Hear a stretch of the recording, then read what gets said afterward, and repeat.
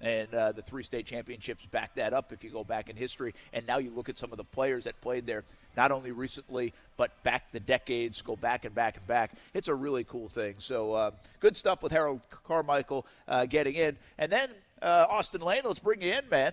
Luke Kuechly. Yeah, man. Retiring. He's going to the Pro Football Hall of Fame at some time. Without a doubt. Talk about short careers, right? Sure. And we talk about that sometime because Baselli brings that up, that conversation all the time. Well, Luke Kuechly had a short career, but he's also one of the premier players at his position. The accolades are unbelievable. It's like 8-time Pro Bowler, 7-time All-Pro, but a little surprised by that last night. Yeah, I tweeted about it last night when it first got announced from the Carolina Panthers Twitter page. And when you got guys like Luke Kuechly or Andrew Luck who choose to walk away, my first instinct as a former player is not to go, oh, what are the Panthers going to do now? Or like, well, what are the Colts going to do now? Literally, my first instinct is like, dang, good for those guys. Yeah. Because and I tweeted this last night a little bit, but and I haven't got to the point too, Brent. Like towards the end of my career, I've shared it before. I wasn't having fun in the national. I wasn't having fun anymore in the National Football League, and I always made a promise to myself where if I wasn't having fun, I would walk away. Well, it's easier said than done, right? Because it's one thing to just say those words, but it's another thing to be on a team, to make a lot of money, to help support your family, and I guess to kind of have that cushion of a career that you've been literally pursuing since you're, in second or third grade. So it's one thing to say, yeah, I'm just going to stop whenever, and it's another thing to actually do it. And for Luke Kuechly to take it upon himself to be like, you know what? Whether it's my mental health, whether it's my physical health, whatever the reason is, I'm taking it upon myself to walk away from football. And this is a guy, too, who is arguably still in the prime of his career, and I got nothing but love for him. Obviously he's going to be a hard guy to replace on the personnel side, but good for him for just, taking it upon himself to step aside and understand there's more to life than just playing football. Well, not only that, man, but like you stepped aside. You were frustrated with the business side of it, right? And your experience, especially in Chicago, and you've told us about it before, and it's fascinating. You weren't not healthy. No, I was definitely healthy. Right there. Yeah, it wasn't because you were healthy or not healthy that you got out. Yeah. Some of these guys are being pushed out because of concussions, because they see the writing on the wall, because of how they feel as well. So, and listen, in your business, and in really most people, the way they're wired, you're wired to what? Don't give up. Exactly. Don't quit. Don't stop until somebody tells you to stop. And that's especially true for an athlete. And it's not the cool thing to do to step down and away from something, especially when you're still good at it and can do it and can be a part of a roster, maybe make more Pro Bowls. So, think about all that context of what goes through a mind of a player, and remind yourself this, that players are wired differently than you are. If you think you're competitive on the golf course or on your softball league or playing video games or playing Monopoly with the kids, these guys are 10 times as competitive. So, and they're prideful, and there's ego involved too, and then there's the dollars and all the other things. What a tough decision to make for guys to step away. We've seen it now more and more today. We're going to talk about it. Is it a good thing players are noticing this to still have the rest of their lives? And how much have players from yesteryear taught them about that? And to go along with that, we're going to have a little conversation about advice for younger athletes, because take care of your chicken. Marshawn Lynch certainly said that, but Calais Campbell recently hinted about that too. So there's a lot of conversations that spring from this Kuechly retirement last night, to some which was a surprise. And it's like you said, NFL players, they're very prideful, right? They are ego-driven. They wouldn't be in the NFL if they didn't have a kind of a big ego. But I think the most thing out of those two characteristics, Brent, is the fact that a lot of those guys don't care about the future, right? Because you can't. You have to stay in the present. You have to live day by day by day. And a lot of guys don't plan for the future, whether it's with their money or whether it's just with their next career path. And I think that can be scary sometimes. It's always the fear of uncertainty. It's the fear of doubt. That's what a lot of people in this world are afraid of. And I was one of those guys, because granted, I played football and I got a degree eventually, but I'll be honest, I didn't know what was next for me at the same time. So I can't wait to talk about that a little bit and kind of reassure guys, because we got NFL players listening sometimes every once in a while, where if you think that you want to get out, then by all means get out, because I'm here to tell you first and foremost that there's other things in this life, right? You can accomplish other things besides football. It's using that mentality. It's using the tools that you were given, in terms of studying your playbook and in terms of being a good teammate. Use those tools in everyday society, and I guarantee you will be successful. Yeah, and that's a different animal though, and like you just said at the start of this, so much easier said than done. It is, man. To walk away, and I want to ask you a little bit more about that process of walking away. You were able to do it. You had to do it, and again, I mean, it's not like you were sitting there; they were giving you $5 million contracts either. You were. John Fox told me I was too old in his office. That's pretty much what it came down to. So the reality of it is a little bit different. Kind of like us, Stuart Weber. We got to just hang on, man. Nobody's telling us to retire, and we're not walking away. Not enough money for us, man. Yeah, no, I hope nobody comes into our office and says, you know what, maybe you should try something else and maybe hang it up. But talking about Luke Kuechly, I found an interview online with Dale Earnhardt Jr., and it was kind of insightful simply because of the connections there. I mean, you talk about a guy who is retiring because of concussions, and Dale Earnhardt Jr. is that exact same thing. And obviously, he's very familiar with Carolina Panthers being in NASCAR country, right in the heart of it. Obviously, Charlotte is kind of the main hub for all things NASCAR, and kind of gave some insight in there and really did commend him, like you said, for making that decision and for valuing your future and knowing that there's so much more than this thing that everybody thinks defines you.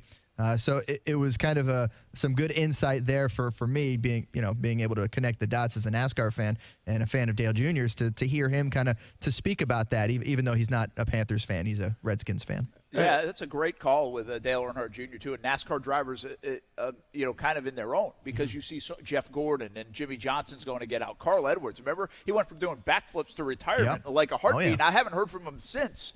So it's like those guys look like they could drive forever, and we have images of Dale Sr. or Richard Petty. Feels like they drove into their 60s. I know they did, but it just feels that way. So it's a fascinating difference. There we go. We got there. Weber, we're good. Help me out with differentiation, because I really wanted to say that word there. I'm just going to leave you on an island for this one. Difference. Okay. Right. But anyway, I wanted to hit that word. That would have been a good Scrabble word. You almost stuck the landing, man. Too bad the judge is taking a point away. We were almost in Olympic time, which I had to look up today. I can't wait for that. By the way. But yeah, it's a difference between the NFL and some of these. And then, of course, you get the Larry Fitzgeralds of the world who says, True. I'm coming back for a 17th year. I'm going to be honest, man. So cause I watched that Luke Kuechly video about 3 or 4 times last night. And to say I was a little misty-eyed would be an understatement. It was a very emotional video that he put out. And it was basically him being 100% transparent. But it's crazy because you know what it reminded me of is listen to him talk for maybe about 2 minutes, just kind of peeling back the curtain a little bit. The guy sounded exactly like Puzz. Like I thought the same thing. The guy just sounded he's white linebacker. Exactly. No, that's not the thing. That crossed my mind. But no. And here's what I'm about to say, and I don't want to come across as cold or anything.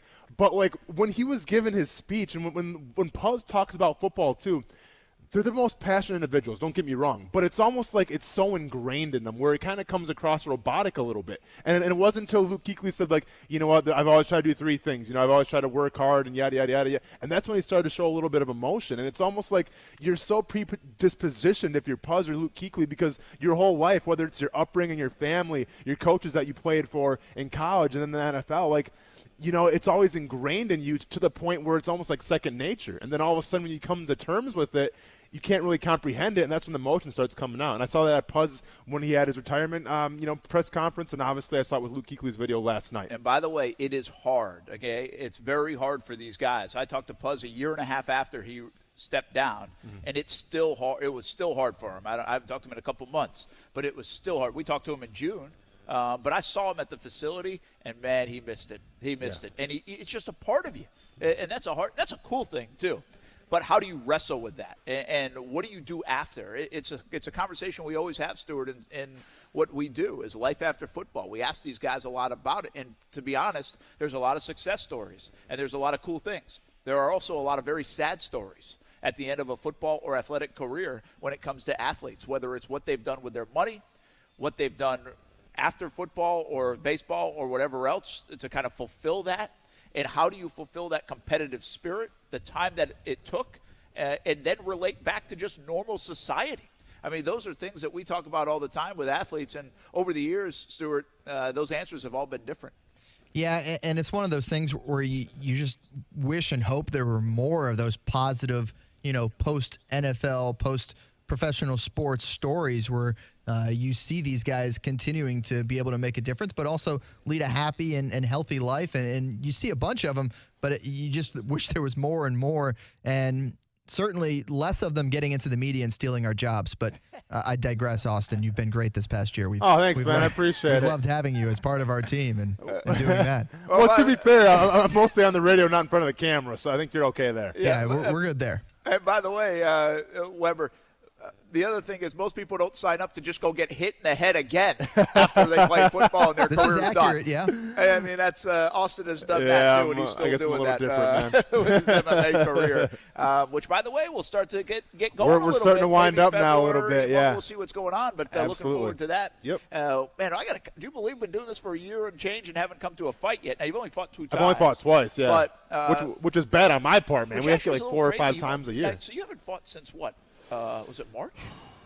No, Man, no, it was he had the summer fight. Summer fight. Summer so fight, March was the first one. That was during players' time. I think it was August, Yeah, right? late- yeah, yeah. I want to say it was August And then because it it was was right before the season got underway. But normally you'd like to get like 4 or 5. 4 or 5, yeah, right? yeah, 4 or 5. But just for whatever reason, Well, you had the one fall opponents haven't through been- from the opponent, yeah. Yeah, we did. So, it's kind of the way it goes sometimes, especially like when you're fighting on the regional scenes. Sure. Yeah, and in the heavyweight division. And in the heavyweight division as well. That correct. plays into it, too. Yes. All right. Hey, Weber, stick around if you want. We're going to take a break. We're live at Renna's Pizza. Here's the deal. We've been in meetings the last couple of days and hustling around and trying to be on the road and celebrate this one-year deal. We're going to throw a nice little party on Friday. You still have a chance to go. If you didn't register on ESPN690.com, well, you could still do it, but you're probably not going to get in. So I would say come on out to Renna's Pizza, Neptune Beach. I've got some tickets if you want to be a part of the show on Friday. Live studio audience. We've got giveaways, Gardner Minshew jersey, Bucks Magic tickets coming up. We've got all those kind of things, but you got to be in studio on Friday afternoon for the show to get all that, plus free food and drinks and all the rest of it. It's going to be a lot of fun. We just got out of a planning meeting for that, so we're looking forward to it. But if you want to be a part of it, I'll give you a couple tickets. All you have to do is come to Renna's Pizza, Neptune Beach. Buy a slice as well, of course. We'll be right back, talk a little more sports, about retirement, about the athlete, also about the punishment for the Red Sox and the Astros, unlike I can remember in sports. It's a very unusual thing happening in Major League Baseball, and the fallout from Mark Lamping and what he had to say yesterday continues across Jacksonville. It's all on the way. ESPN 690 coming up next. Action Sports Jacks with Brent Martineau on ESPN 690 is brought to you by Best Bet Jacksonville and Orange Park. Now, the First Alert forecast on ESPN 690. Skies will become partly sunny today and again unseasonably warm with afternoon highs in the low 80s. Join me beginning at 5 p.m. for CBS 47 and Fox 30 Action News Jacks from the First Alert Weather Center. I'm Chief Meteorologist Mike Burrish. The Weather Center is brought to you by Beards Diamonds, your local diamond store for 39 years in the St. John's Town Center or at beardsdiamonds.com. Kick off the new year at Renna's Pizza. Want a fresh one? Renna's has fresh ingredients, fresh food throughout the menu, and the pizza is so fresh and so good. Hey everyone, this is Brent Martineau. We love bringing the show to Renna's Pizza. We know we'll eat well, and we were at the Neptune Beach location recently. Perfect setting to hang out, eat, drink, and watch the games on TV. Renna's has you covered with 5 locations in Northeast Florida, Marsh Landing, Bay Meadows, Argyle Forest, San Jose, and the newest location in Neptune Beach. Kick off the new year at Renna's Pizza. Small business owners, it's been a great year, and now it's time to begin to make some end-of-year decisions. Instead of giving your hard-earned money to the tax man, consider reinvesting in your business with a quality pre-owned truck, van, or commercial work vehicle from Jacksonville Truck Center. With the largest selection of pre-owned work vehicles in North Florida and easy commercial financing, let us be your one-stop shop to get the job done today. We're on the corner of Arlington Expressway and Southside Connector. Stop by today or visit us at jacksonvilletruckcenter.com.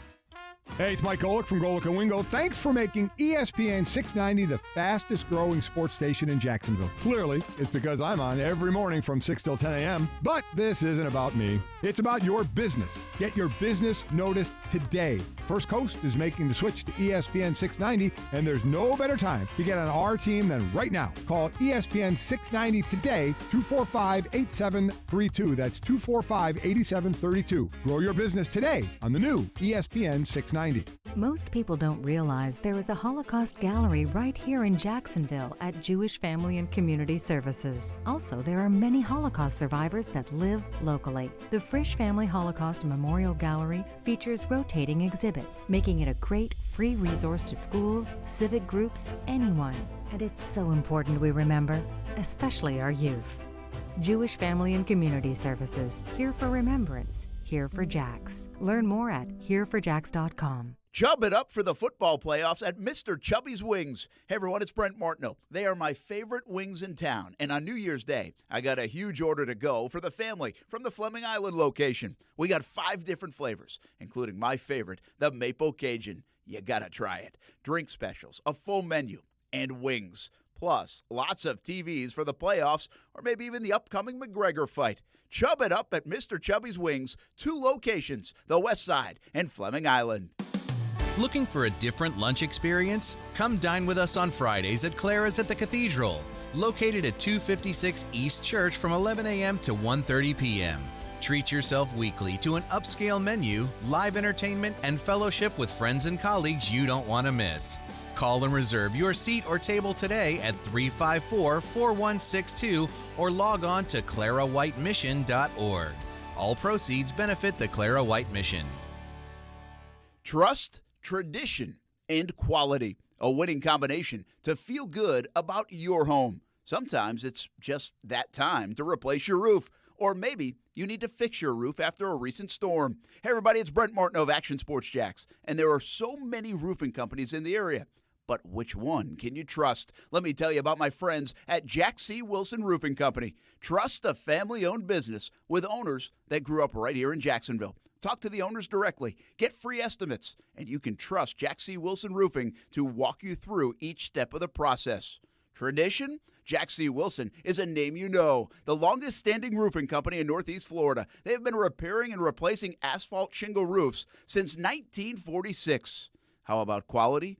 A roof you will tell your neighbors about. Quality from start to finish, shingle by shingle. You can request a free estimate at jackcwilsonroofing.com. It's the first name in Jacksonville roofing. And make sure you let them know Brent Martineau sent you. In general, I'm a win-win guy. When I have to spend hours searching for the right part, it's lose-lose. It's time lost for me and lost time for my crew. That's why I order from Grainger. With product experts that have the answers to my toughest questions, an easy-to-use website to help me find the right product quickly, I can rely on Grainger to make getting supplies for my business as simple and seamless as possible. When it comes to getting things done, it's a win-win when Grainger's got your back. Call clickgrainger.com or stop by to see for yourself. Grainger, for the ones who get it done. And the winner of Family Kia's 20th Anniversary Soul Giveaway is Donald Rudeen. Hi, I'm Carl Davis, Vice President of Family Kia of St. Augustine, and I'd like to congratulate Donald Rudeen and his family for being the winners of our 20th Anniversary Kia Soul Giveaway. So Donald, how has winning the brand new 2020 Kia Soul changed your life? It was a great Christmas gift, but we've never won anything like this. It's amazing that y'all even promote this and do this for people. It's awesome. Family Kia is grateful to be your local Family Kia dealer and happy to give such a great gift to this local family. And this month, the giveaways continue at Family Kia. Stop by to register to win $1,000 cash. It's that simple, and as always, everyone wins with Family Kia's guaranteed lowest prices on any new Kia in stock. That's our promise to you. So take the short drive on 95 to 2665 US Highway 1 South or visit us online at FamilyKia.com. Your local Family Kia dealer. Registered by 12620. See dealer for complete details. Let me guess, you already know about Beard's Diamonds and how incredible their selection and prices are. But do you know about Beard's Diamonds' history in Jacksonville? Meet Ben, second generation, and find out what Beard's is all about. Having grown up watching my father work in the jewelry industry, both wholesale and retail, diamonds represent way more to me than just an article that can be sold. Diamonds are my passion. I look at diamonds as a commitment, a joining of two lives together. Beard's Diamonds has been locally owned and operated for the last 39 years. And it's not your typical jewelry store. And Ben is here to explain why. Being locally owned allows us to give you a personalized experience that other corporate jewelry stores simply cannot offer. We refuse to lose at Beard's Jewelry. We'll beat anybody's price, anywhere or anytime, and that's our promise to you. Beard's Diamonds, your local diamond store for 39 years. In the St. John's Town Center or at beardsdiamonds.com.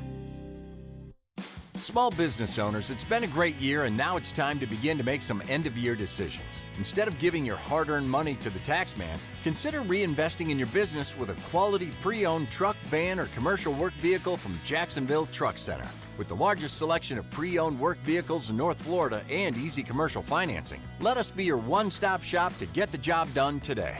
We're on the corner of Arlington Expressway and Southside Connector. Stop by today or visit us at jacksonvilletruckcenter.com.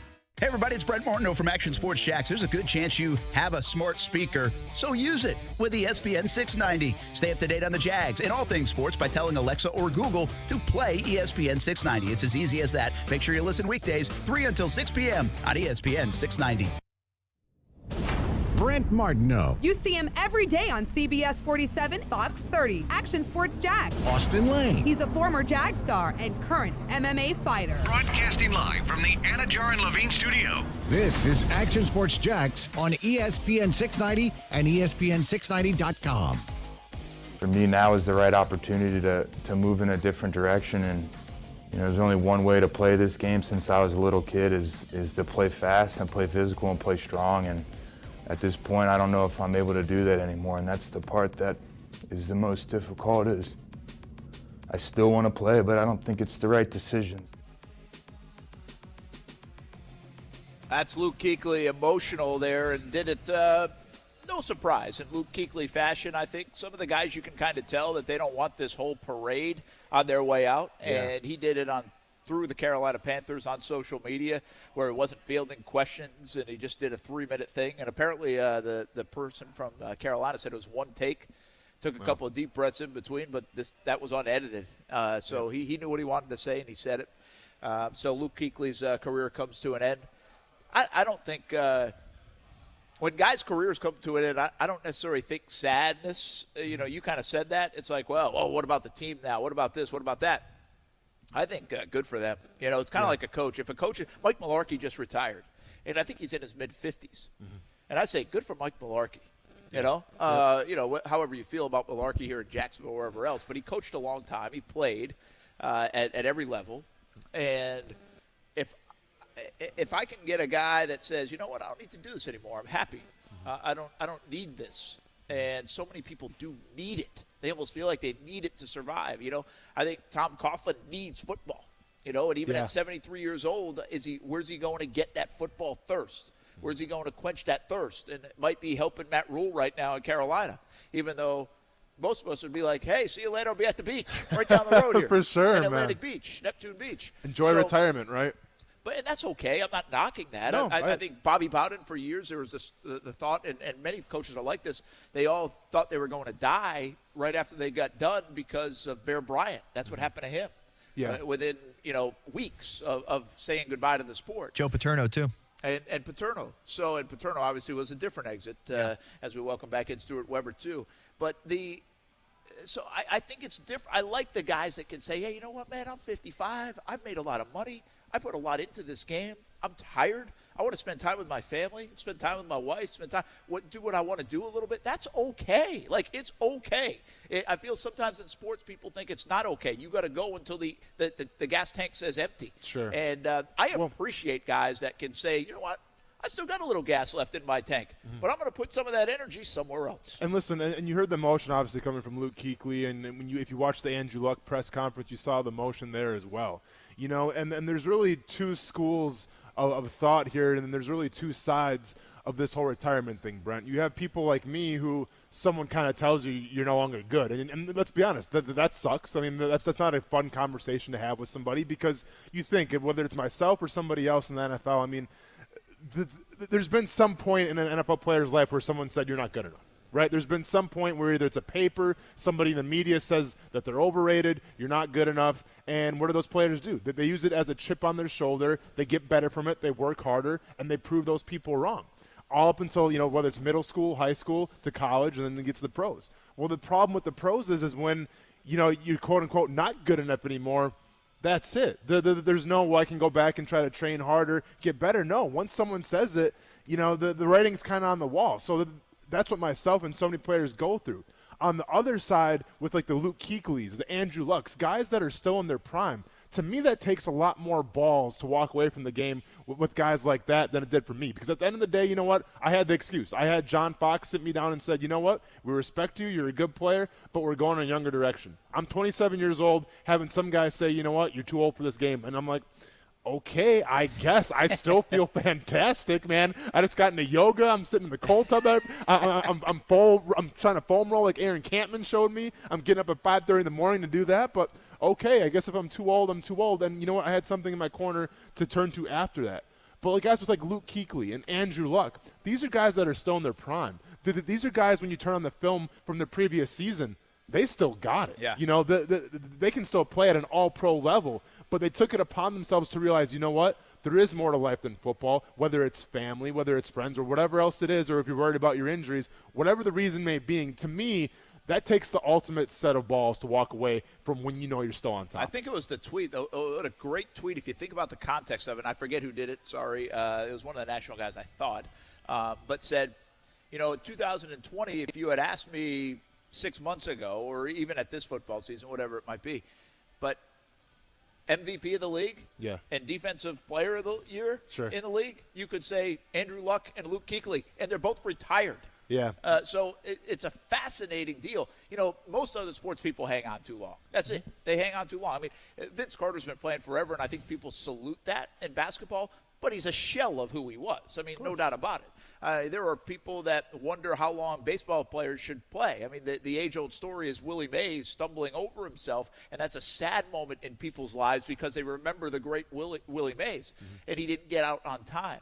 I think there's what's going on with Tom Brady right now. Yeah. Do you stay at the top of your game? Do you stay with some bullets left to fire, or do you go kind of looking a little bit like Peyton Manning when he just physically couldn't do it anymore because of some of the surgeries?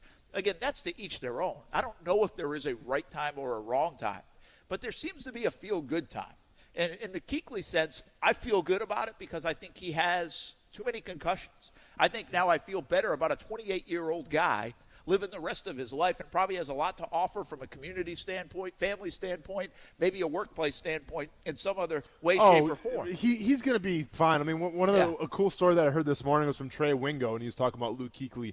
And I guess Luke Kuechly for the first 4 years in the NFL didn't have cable on his television. Didn't have any satellite or cable. And the reason was he didn't want to be distracted from watching game film. So he thought if he had cable or some other, form of streaming service, it would distract him from going over his game plan and watching film. Well, what is one of Luke Kuechly's biggest characteristics is the fact that he's in the right place at the right time 9 times out of 10. Well, that's from watching film, obviously. So, yeah, Brent, I mean, if you take that work ethic, you can apply that to anything, that kind of dedication, and he's going to be fine. So I'm not worried about Luke Kuechly in the future. Easier said than done, though, Stuart, too, because you still have to have a passion for what you do to put that much work in. And I think that also, in my opinion, also will make it tougher for him to get out of football because he's so used to putting in all those hours. What do you do to those hours that are now vacated? Yeah. How do you fill them? You can only play so much golf. You can only do so many community events. And quite frankly, and this sounds harsh, you can only spend so much time around your family. Correct. I mean, really. Yeah. I mean, I was home. Listen, true story. I was home again last night. I mean, worked during the day, but we went away like Wednesday through Sunday. And then the way the calendar fell, I didn't do the shows Monday or Tuesday. Yeah. I thank goodness, too, last night because I had the allergies going. But Kaylee said to me, are you home again? Like, when are you going back to work? So, I mean, seriously speaking, you can only spend so much time around the family before they're sick of you and you're kind of sick of them. So how do you fill those vacated hours? And when a guy is that passionate about it and that entrenched in it, I think, Stuart, that could be a problem for Kuechly. This is going to be a tough transition for him like it is for so many other athletes. I got a solution for him. It's called esports. Start playing Madden and create a second career for yourself doing that. No worry about the physical harm. And by the way, the whole story about him not having the cable services because he was worried about it distracting him. Can I use that excuse, or do I just have to stick with my being cheap? How does that? Cheap is where you're going. We're not giving you the credit. You have to go run into a car 10 times on Sunday afternoons before we'll give you that kind of credit, I think. I don't know what you mean. But, yeah, I mean, it is that question of, well, what in the world do I do now kind of thing. But like you said, I mean, there's so many different things that you can do now. I mean, You've seen a lot of players get into the media side of things, i.e. Austin Lane, or, just get involved with the community and with your team. I'm sure he will still have a very big fingerprint on that Carolina Panthers organization moving forward, at least if David Tepper is, any bit as intelligent as we think he is. You will keep him around and find some sort of role for him moving forward so that he can still make a big difference, not only on that Carolina community, but also on the guys who are still on that team. And it was kind of one of those things where maybe things would have been a little different if Paul Posluszny found some way to still be involved with his team after he left, because there was a lot of moments where it's like, man, we'll wonder what the situation would be like if Puz was still around to kind of give some guidance to these guys. So, Brent, when I retired from the NFL, I did the NFL brain and body thing. Yeah. And I went to Harvard, and then I went to Boston, Mass, basically. And what it was a week thing. We talked about it before on the show a little bit, but that's kind of where I got kind of tools for the transition, and it was crazy because I was literally sitting with this gentleman sitting across from me at Boston, Mass, and he's asking me these questions. So, we're just having a conversation. Well, at the time, I didn't know it was actually a therapy session. I had no idea, dude. I've never been in therapy before. And we literally just chatted for 2 hours, just going back and forth. But what he was doing, and then I told the story before, where after we were done, he's like, man, you need to get into, something with the NFLPA of helping guys transition, because you have it all about you. I mean, you know what you want to do. And it's not so much I know what I wanted to do. And here's what I'm going to say. Listen, I have, former teammates. I have friends who they walk away from the game, and let's be honest, they're lost, and you see them in the headlines for sometimes the wrong reasons. You see them out and about, and they're like, yeah, I'm going to maybe try something next year. I'm just kind of laying low right now. To me, the biggest thing that, a former player can do to transition is to set goals for yourself. And I'm not saying goals you have to be the boss of a Fortune 500 company. No, man, set a goal. If you want to run a marathon, then run a marathon, dude, and do that. Set a goal where if you want to go 3 days a week to do yoga, then go 3 days a week to do yoga. Just set these small goals and make them bigger and bigger, because that's what pro athletes are always conditioned to do, right? We get told you got to do things this way, you got to be here, you got to be here. Well, do that. Hold yourself accountable and just set goals. And I'm telling you, if you set goals for yourself, however big or small, they're going to have a direct correlation and a positive outcome to the way you're living your life, and it can only reap benefits from there. Yeah, let me go a little deeper with you, okay, on it, because we're on it, so why not stay? Sure. And we'll get to it in a moment. I want to talk a little bit more about Carolina, because with their coaching moves, it sure looks like they've won the coaching carousel. Without a doubt. Which is, by the way, a huge upset. There's no way I saw that happening, given their situation, given the Giants' job open, the Cowboys' job open, and heck, maybe even the Cleveland Browns' job open. I did not see it working out this way. But it sure looks like with Brady going as the OC and Rule as the head coach, and I'm not sure these guys are the next, Belichick and McVay and whoever. But it certainly looks good on paper in the offseason. It feels like they've won it, despite a lot of other things going on, like Kuechly, this whole new ownership change for Carolina. I mean, this is a full reset for Carolina. It's almost like they're starting a new franchise. They lose one of their faces. They might lose their face and Cam Newton as well. We'll get into that in just a moment, but I want to stay on this for just 1 minute longer. And later on, we'll talk more about the athlete in terms of the dollars and cents of it, because I think that's a fascinating issue as well that's been brought up a couple of times in the last couple of days. But, okay, so you get out after a short career. Again, it's not like you turned down $5 million a year and a $20 million No, I was minimum wage, man. You were different. Yeah, I mean, it's a different deal for you. You were fighting and scratching and clawing to make rosters. Sure.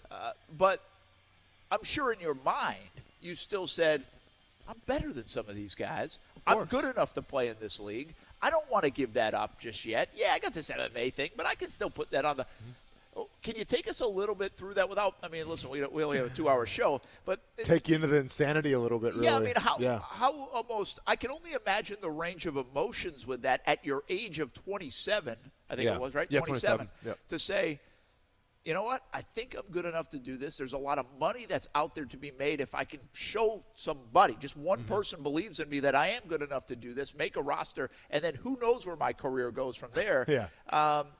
But I'm not having much fun.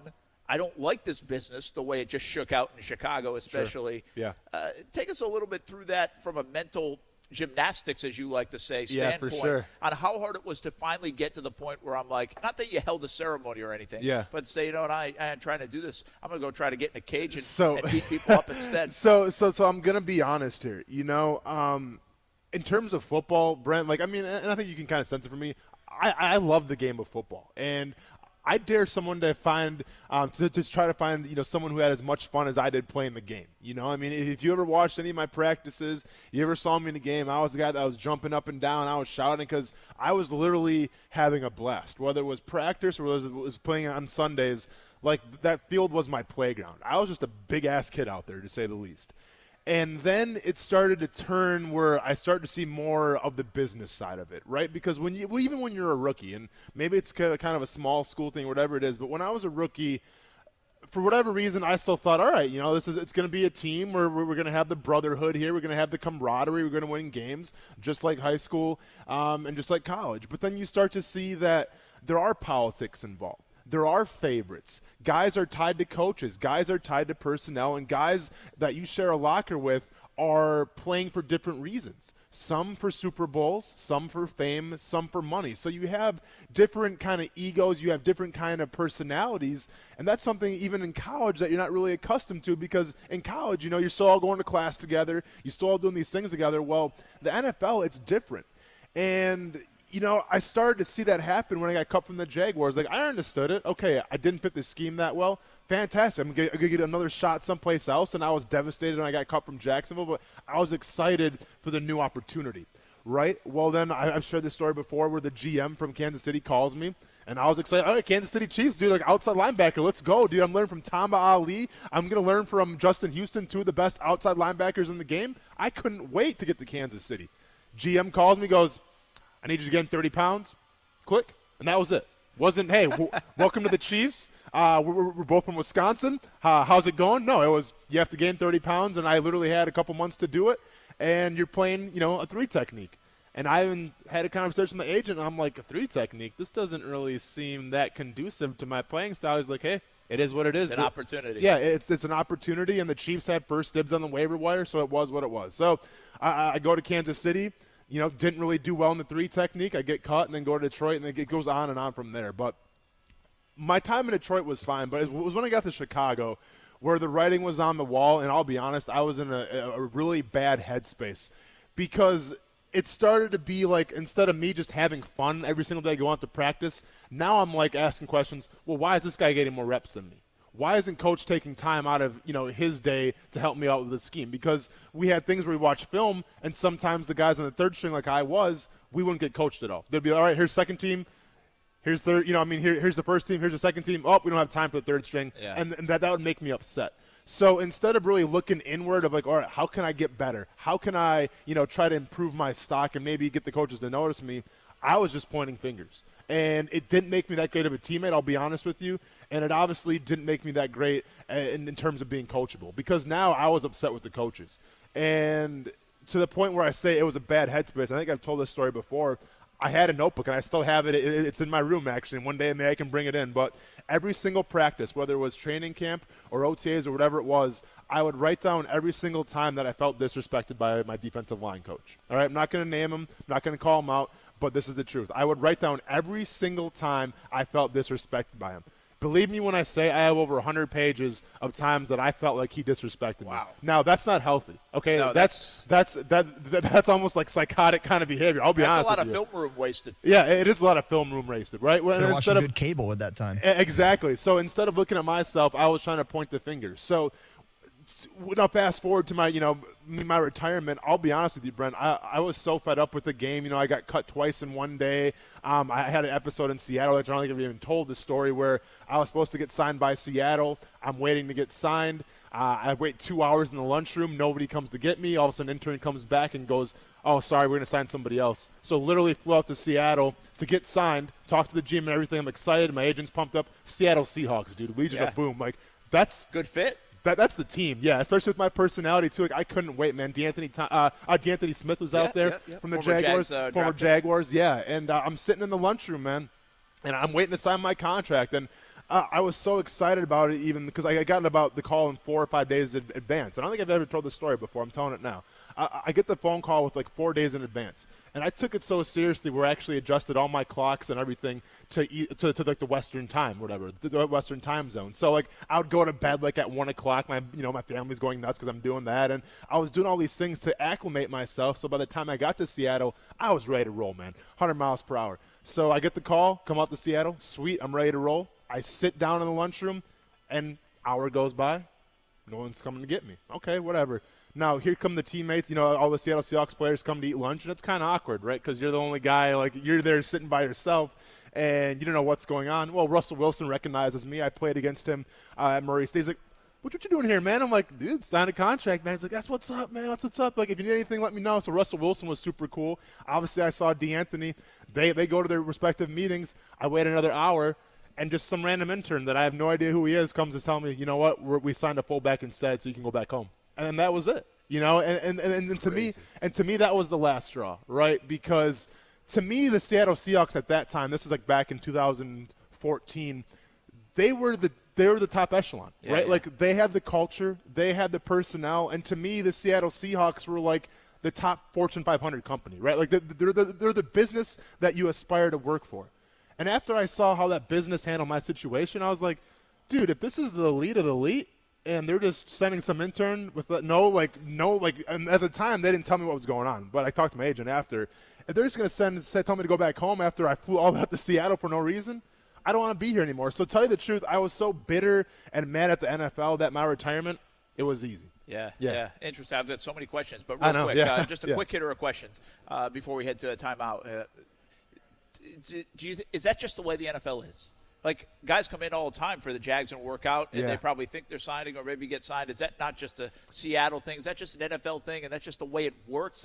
It's an unfortunate part of it, but is that just the way it works? So it's funny because I've had my conversation with my agent about this. My agent used to have Colin Kaepernick. He's had some pretty big NFL players. And what transpired in Chicago, where I got cut by accident, and then I ended up getting cut again that same day, and what transpired in Seattle, where I just sat for 2 hours with no avail, no GM coming to talk to me, and then some intern telling me I got to leave.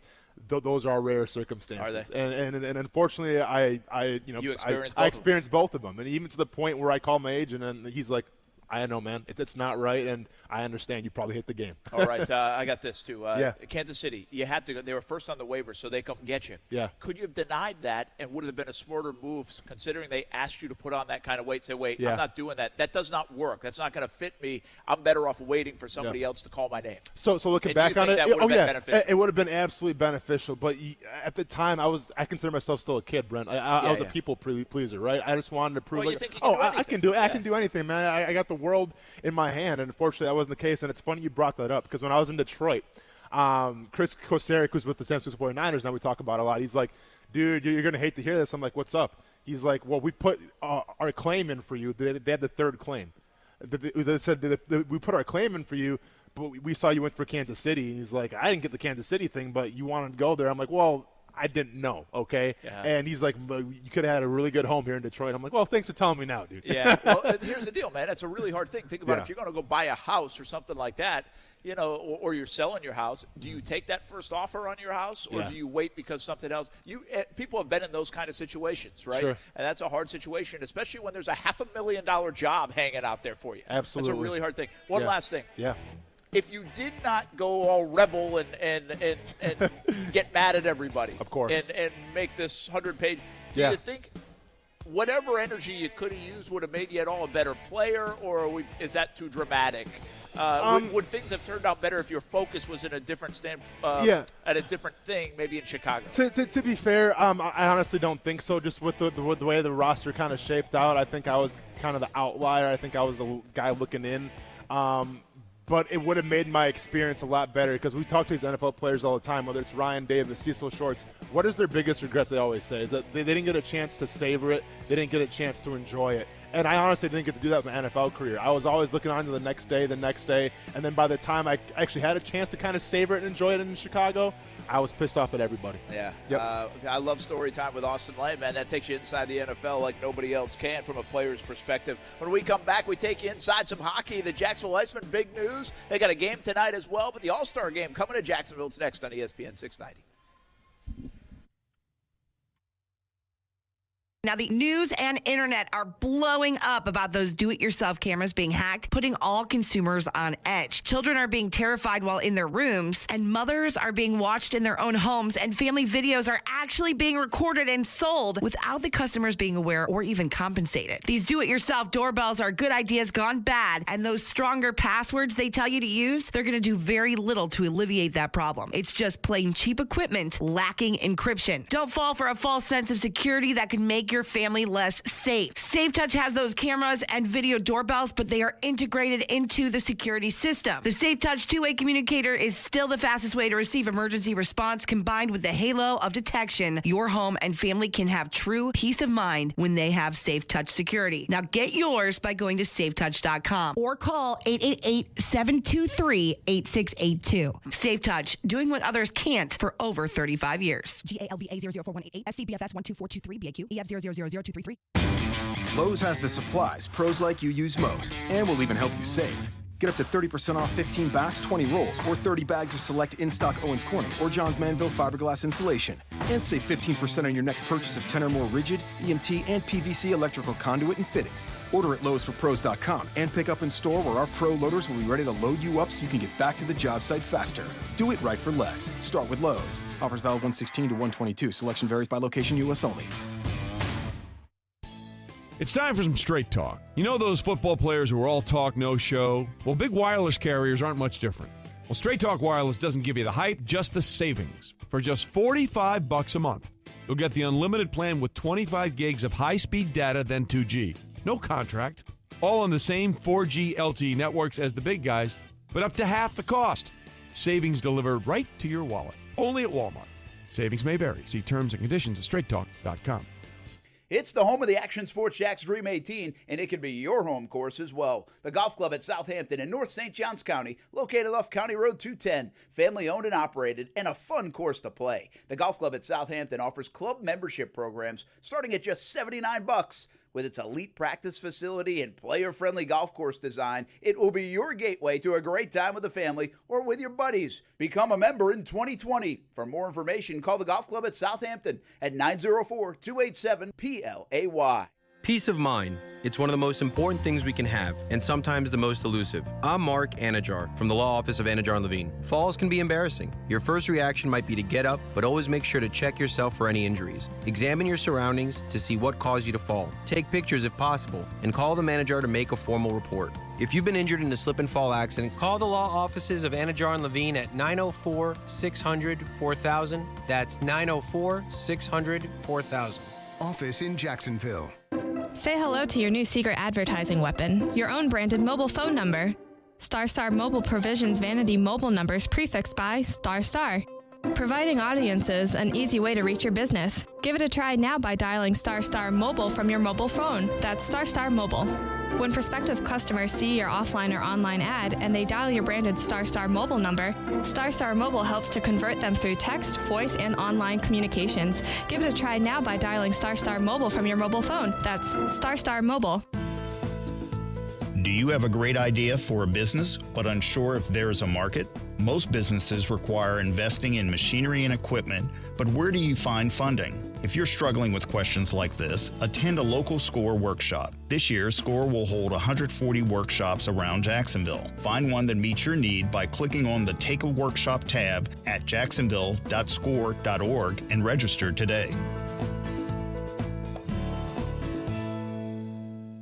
Be bold, Jacksonville, whether you want to be cold or hot. Bold City Heating and Air will help. Hey everybody, this is Brent Martineau. I needed a new air conditioning system this summer and called the good folks at Bold City Heating and Air. It was worth the call. A competitive price, good communication, fantastic service. A new system is a big investment. You want a good experience. My family had that at Bold City Heating and Air. You can too. They will help you design the perfect system for your home while staying within your budget. Be bold and give Bold City Heating and Air a call or visit boldcityac.com.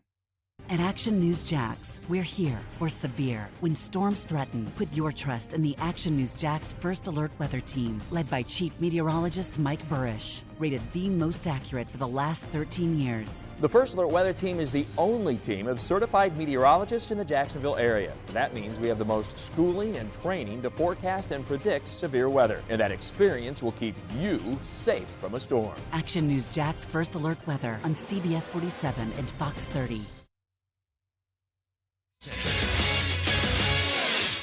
I'm Christine Lisi. Here's what's happening. Even though Carlos Beltran was cleared of possible discipline as a player by MLB in the Astros sign-stealing scandal in 2017, the Mets are assessing the situation regarding their new manager, according to ESPN's Buster Olney.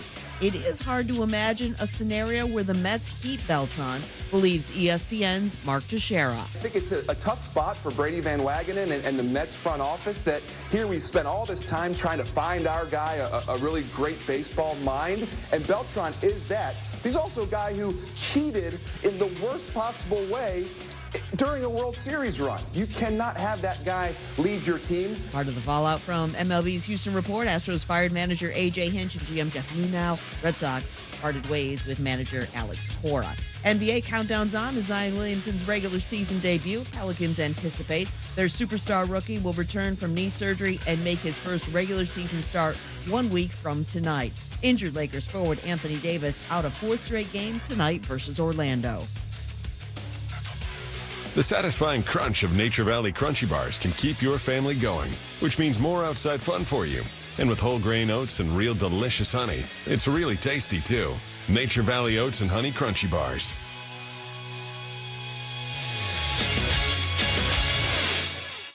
Broadcasting live from the ESPN 690 Anajar and Levine studios. Anajar and Levine Accident Attorneys. Call 904-600-4000. That's 904-600-4000. ESPN 690, Jacksonville's home for ESPN Radio. WOKV Jacksonville. Listen live everywhere you go on ESPN690.com. ESPN 690, a Cox Media Group station. Brent Martineau. You see him every day on CBS 47, Fox 30. Action Sports Jax. Austin Lane. He's a former Jag star and current MMA fighter. Broadcasting live from the Anajar and Levine studio. This is Action Sports Jax on ESPN 690 and ESPN690.com. Hey, welcome back, everybody. Renna's Pizza, Neptune Beach. Come on out, say hello. If you want to win a couple of tickets, or we have some tickets for Friday's one-year anniversary celebration. We got out of a meeting today for that, and we're going to have a lot of fun. It's going to be cool. It's going to be awesome. We do so many shows on the road. It's been a staple of our show, and we've enjoyed that. I mean, I think we're up to almost 100 shows outside the studio, and we're going to be outside the studio on Friday, but actually in the station. We have this performance studio, and it's really cool.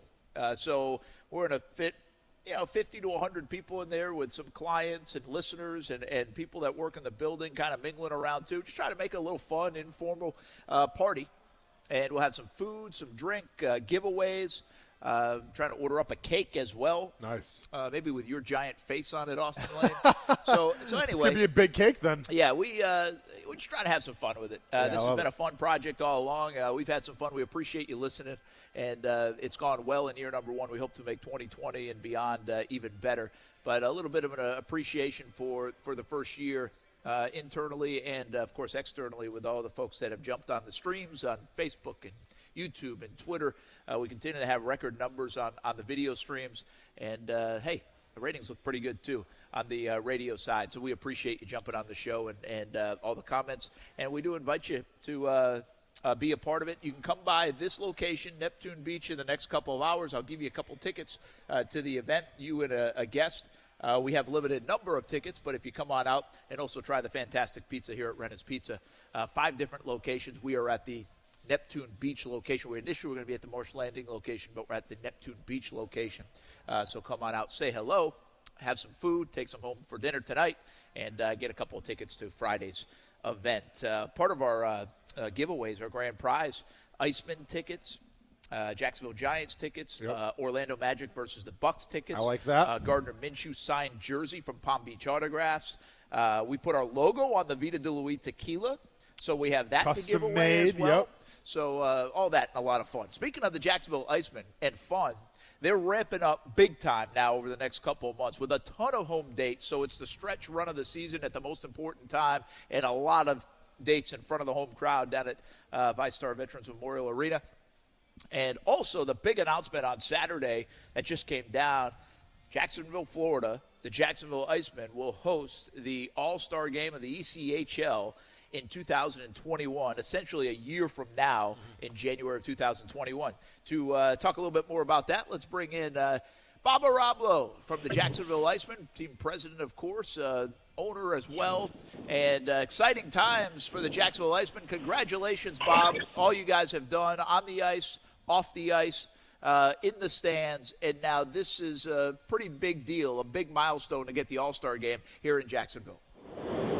Well, thanks a lot, Brent, and congratulations to you guys for 1 year on the air. I mean, that's you guys have a great show, and I hope you have many, many more years. And we're all part of it, right? Absolutely. Thanks man. for being Thank a part of it, much, Bob. And, more than welcome to stop on by on Friday. If you got a couple of minutes, just say hello. The door's open for you. I try not to miss a party, so. I like your style. So what about this news? Guys. Hey, what about this news? How did this all come about? We had talked a couple months ago, and you thought this was an opportunity, a possibility. Quietly, you had said to me, but here we are. The ECHL loves the idea of Jacksonville being the host of the All-Star Game. Tell us a little bit more about it. What goes into it a year from now? You know, we've been one of the strongest teams in the league since we got here, thanks to the Jacksonville community and our incredible fans. And we decided, why not bring the league showcase event to our city, to our arena. And so we put a bid in for it. We got a lot of support from the city of Visit Jacksonville. Because this is an event. This is a national event. We'll have all of many of the major players from the hockey world will be here in Jacksonville to gather for this event. I'm getting ready. Next week I head to Wichita for this year's All-Star Game. But we're gonna do an incredible event here. We'll have a fan fest that'll go for a couple days. There's the ECHL Hall of Fame induction luncheon that'll be over at the convention center. And, we really want to turn this for 3 days into ECHL Central here, and we're very excited about it. And the other thing is that unlike other All-Star games, this one's going to feature the Jacksonville Icemen versus the league. That's awesome. And so our fans really can get behind that and support the local team and watch us play against the best players in the league. That's awesome. And, Bob, kind of like you mentioned a little bit, I mean, this is kind of a thing where obviously you put a bid in, but let's be honest here. The ECHL just doesn't give an All-Star game to any kind of city. So was this more about them kind of doing their due diligence a little bit too and saying, wow, look at the attendance, look at the the games that the Jacksonville Icemen are selling out. We want to have the All-Star game here in Jacksonville. I mean, it's more of a testament to, I think, the hockey fans of Jacksonville than anything, correct? Yeah, it really is. Not only the hockey fans, but all the fans that have come to our games and become hockey fans, as well as our corporate partners. They see the base that we've established in Jacksonville, and they say, you know what, this has become one of the top 3 teams in the league in terms of support. Let's bring the All-Star game there. And then the weather helps too. I mean, last year was Toledo, this year's Wichita. We'll trump their weather with no problem at all. So, so it'll be a lot of fun. We're planning some outdoor activities. This will be a major event in the city of Jacksonville. We hope that we're going to work hard to make sure that it goes off really well. This town knows how to throw a party. Bob Arablo, president of the Jacksonville Icemen, with us. ECHL All-Star Game coming to Jacksonville 2021. One more question on that, then we'll talk a little bit about your hockey team. But how unusual is that format to have the entire team playing against the other All-Stars? And does that mean everybody gets that All-Star recognition for the Jacksonville Icemen, whoever's on the roster in 2021? Because Austin's asking. He's wondering if he can be an ECHL All-Star if you add him to the roster. Put that in the resume. You know what? It's a great recruiting tool for Coach Christie over the summer. That's automatically made the All-Star game. You know what? It really we had our the host team has the way, you know, we can select the method of the game. And, you know, granted, ECHL doesn't have a lot of household names in it. We wanted names that were going to be familiar to our fans in Jacksonville on the ice at all times. So the best way to do that was take on the entire league. It's been done before. Colorado, when they were in the league, did it. And then Orlando did it a few years ago. They took on the league. And, you know, there's pluses and minuses. The pluses are that your guys have played together, so they know each other, where the other team has one practice before the game, and that's it. You know, but there's also the minus of you're playing every player you're playing against is a star. So, you know, for us, it was really about giving this game back to the fans and keeping them entertained. And we thought the best way to do that was to have players that they're familiar with and that they support so well all year long actually be on the ice at all times. Bob, you know, as a kid who grew up watching hockey, I mean, with all due respect to the home run derby, with all due respect to the quarterback challenge, and even like the slam dunk competition now in the NBA, to me, one of the greatest things to watch is actually the NHL skills competition, right? And yes. Am I right to assume that the ECHL is going to have some kind of skills competition too, probably the previous night then, that fans can come out and check out as well? We don't do it the previous night. We actually do it in the All-Star game. So the game itself is 15-minute periods, and then the intermissions are extended. So because one of the things that happens is this game is televised live on the NHL network. So what we want to do is, they're only going to give you one night. So if you, this is a way for our players to be able to showcase themselves, both in-game for the All-Star game as well as in the skills competition on the NHL network. So the league has kind of gone to that in most cases now, and I think it's a great idea. You know, so we'll be doing a skills competition, you know, during the intermission. That's awesome. Game. Yeah, that's really cool. Yeah. All right, Bob Marablo with us, president of the Jacksonville Icemen. Go ahead. Kind of like a 2-for-1, you know? Yeah, no, I think that's good. I think sometimes these events can get dragged out maybe a little bit too long, so I kind of like that. All right, let's talk about your hockey team. You got a game tonight on the ice at home against first place team. You're 6th place right now, so you guys got to step on the gas a little bit. Is there confidence that you can do that? You have 23 home games in the next 10 weeks, so 23 times you'll be on home ice. It was a backloaded schedule in terms of home ice. You got to start taking advantage of that, don't you? You definitely do, you know, and we knew that the first part of the season was going to be tough because of the road games, but we also wanted to have the home games in our pocket during the playoff races. And if you look at the standings today, we're only 5 points behind in a playoff from a playoff spot right now. So we've hung in there playing on the road as much as we have.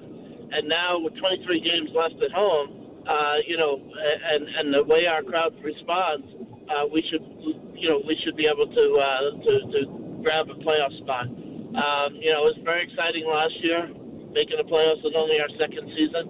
And we want that energy and excitement. We want everybody growing beards again, just like last year, the playoff beards. You know, even Mayor Curry had a beard last year, so which his wife wasn't real crazy about, by the way. So you know, we think that we can. You know, we're playing much better now. The last game we beat a team that had outscored their opponent 16-4 in the last 3 games, including the Florida Everblades down in Florida. And we beat them by a goal in front of a near-sold crowd at the arena. This week's tough. I mean, we got South Carolina in here. We've played them twice. We've lost to them. I think we've lost to them twice, but only by 1 goal apiece. You know, so so we've been playing head-to-head with them. So we'll get a good look at them tonight. Then we go to South Carolina on Friday night. And then come back home against the Orlando Solar Bears. And, you know, Orlando's a team that we play very well against at home, and we have some issues when we go down to the Amway Center. But we got them on our home ice this time. Well, you've won 3 out of the last 4, including that big win over Brampton last weekend at home. Yeah, so that you was mentioned huge. that. And now see if you can get another big one tonight in front of the home fans, and then you really start rolling at home. So a lot of different dates for hockey fans and casual fans to go out and see an Iceman game. It's a lot of fun. The crowds have been fantastic. People love it. So go check out the Iceman and see if they can make a playoff push. This is the time of the year to do it. Bob Arablo, congratulations on the All-Star game. I know you've been working hard on that. You guys have done a fantastic job with the Icemen here in Jacksonville, but that will be a banner moment a year from now to see that game here in the River City. Well, thanks a lot. I do have to say, if anyone wants tickets for Saturday's game, go to jackseisman.com because it will be a sellout on Saturday night, the way it's going. So get the tickets as quickly as possible before you get shut out. It's going to be a lot of fun. It's always a lot of fireworks when we play the Orlando Solar Bears. Awesome. Thanks, man. Appreciate your Thanks, time. guys. And good luck. We'll see you this weekend. Thanks a lot. All right, Bob Arablo from the Jacksonville Icemen. That's cool. It's cool stuff. That's really cool, man. They've done a great job with that, you Yeah. know, and the crowds have been really good. And people, you know, again, I always say this, you don't need to love hockey. You don't even need to know all the players. It's kind of like the Jumbo Shrimp. Going to a game there, it's a fun experience, family fun. And you kind of walk out of there and you don't really care if they won or lost. Yeah. You just had a good time. With the family, and you can kind of go in and out at your leisure. If you want to spend an hour and a half or you want to spend 3 hours, you get your choice. The Icemen, I do think the winning and losing kind of matters, like that excitement. You know, you don't want to get shut out 4-0 in the game because, well, it's not as fun. Correct. If you go to overtime or you win on a late goal, man, everybody's the rush is there, and you feel good, and the place is loud. So hopefully the Icemen go on a little bit of a run and get into that postseason and give it to us again like they did last year. It would be a lot of fun. Thanks to Bob for coming on. Brett Martineau, Austin Lane here at Renna's Pizza, Neptune Beach on ESPN 690. Let's welcome in John Bachman right now. Hey, fellas. And Johnny Bachman, you told me about, you guys got a big news story you're working on, a made-for-TV kind of news story. This is crazy. This is wild, and this is scary. I don't know how else to describe it. And it's all unfolding in Arlington. So here's what we know so far. There was a deadly shooting in a strip mall in Arlington. The 2 suspects got away in a car. They were chased. They crashed the car. They got out of the car. They ran through the backyards of several houses in that area. We have exclusive surveillance video showing the men running and jumping over fences. Then they apparently home invaded a house in that area and took a woman hostage for what she says was an hour and a half. Incredible. Then they got out of there and got into a car and took off. Now, it gets even crazier. So when all of that happened, we were, of course, on our way to multiple scenes to try to cover this story. And Elizabeth Pace rolled up to the scene where the car crashed and they were running through the neighborhood. And as she's there, the woman from the hostage situation comes out of her house and is a wreck. She's on her hands and knees. She can't believe she survived this situation. Elizabeth walks over and tries to console her, talk to her, and then eventually walked her to police officers so she could tell them her story. It is insane. And so that's going to be what we're going to spend a lot of time covering tonight on Action News Jax at 5 on CBS 47 and Fox 30. It is, I don't know how else to describe it. It's crazy. Wow. And that all happened in the This span afternoon. of a couple hours this afternoon. Yeah. How was your afternoon? I'm stuck in meetings mostly, trying to figure out how to turn this thing on, this button, and eating a pizza. Hey, I'm really glad that you guys are getting things squared away with your live locations. I miss seeing you in the building, but you haven't been here all week. No, we will be there tomorrow, I think. We were thinking about going live all week long, but everything's ramping up to our big show on Friday and having a little celebration. But, yeah, we like hitting the road, man. Not that we don't mind seeing you, but we like hitting the road. That's by all the right. way, we did a little walkthrough today on this thing. So when you come up on Friday, Yeah. you have to go to a different location, but also we got you a nice comfy chair. Yeah, Awesome. John, Be on the you're gonna love couch. it, man. It's gonna be like the Conan O'Brien show, really. Yeah, Oh, cool. We're taking you to the psychiatrist. Oh, do I need to lay on, down Friday. and tell you all my problems? Yes, Yeah. sir. Maybe we should hypnotize you. Oh, just don't make me cluck like a chicken, baby. That's outstanding. I hope we get a good turnout. I think that's going to be a lot of fun. Yeah, we've got a pretty good response for it, and it's one of those deals you want to hit a sweet spot, right? You know, Yeah. hopefully somebody shows up. Yes. But we At also least don't want somebody too likes many it. people showing up. Yeah. So we're kind of in a sweet spot kind of party. I think it'll be a lot of fun either way. Just a little something different, and hopefully a little give back to the folks that have jumped on the show and listened to it and been a part of it for the last year. So we appreciate everybody who's done that, whether they're coming Friday or not. Hey, one other thought, man. Fallout from the news side of things, if any, on the Mark Lamping comments. Oh, yeah. What's it been like kind of in the newsroom side? We've obviously we talked about 2 hours yesterday on our show, and a lot of it has to do with the London. London thing is kind of that that's the one that grabs everybody. That's the emotional tie. And the fact that Mark Lamping said winning won't cure all, which we disagreed with. We saw it in 17. Now, I don't know if it cures everything, but it sure as heck cures a lot because we saw what happened in 17. But again, they took the tarps off. Yeah, what's the fallout on your side of things? Well, I'll be honest. We have been tied up in meetings all day today, and then this thing happened. So there hasn't been a lot of I have not been a part of a lot of talk in the newsroom part of things. I know the word broke, was it last night when some of this stuff came out? And we had some discussion about about some of those statements, but the short of it is, it is a sports thing, and I think fans are not real happy about it. And have you seen on Twitter? I think it's there's a pseudo fake Mark Lamping Twitter account now that's popped up that is that should be good. Creating quite a buzz on Twitter. At least I think it has to be fake. Thank you for acknowledging my hard work. Yeah. Thank you, John. Well, you've managed to get like 2,500 followers in the last 12 hours. Yes. We've been very successful so far. I can only assume it's fake because of some of the stuff I've seen, so I don't know for sure. But what's interesting to me on the whole London especially, and that's the trigger point here is London. And when we, if we get to a 2-home game thing in London, and what's interesting, I think we're getting there, by the way, in some capacity, in some experimental way. For how long, I don't know, and when exactly, I don't know. The CBA, a lot of talk because the CBA in 2021, they'd first have to go through that. So this would be when the new agreement would happen. And I think the Jaguars' contract with the London arrangement expires this year anyway. So what would that look like? How long would it look like? Would there be an out in there if, say, Jacksonville is selling the place out here in Jacksonville for the next 2 years because they're winning football games? Would you be able to get one of those games back in theory? And also the other caveat, we didn't really talk about this as much yesterday, is in that CBA, when that happens, you're looking at most likely, a lot of people believe it's a done deal that we're getting 17 games and 3 preseason games. So the fact that you go to 17 and that second London game is over there, you really don't lose the amount of games. Right. Now that's spinning it. I'm just saying you don't lose the amount of games that are currently exist here in Jacksonville. See, I guess my whole big discrepancy with the 17 games, though, is how do you figure out the schedule then? Because that I don't know. Half the team is going to have one more home game than the other half. Is it a rev share type thing? I'm just well, saying. You'd have to alternate, Austin. You'd have to do, just like they alternate who you play. Like, one season the Jags are playing the NFC North, the next time they're playing the NFC South, and I mean, that's just it'd be rotated throughout the season, and ultimately over time, I guess you'd figure it would work out.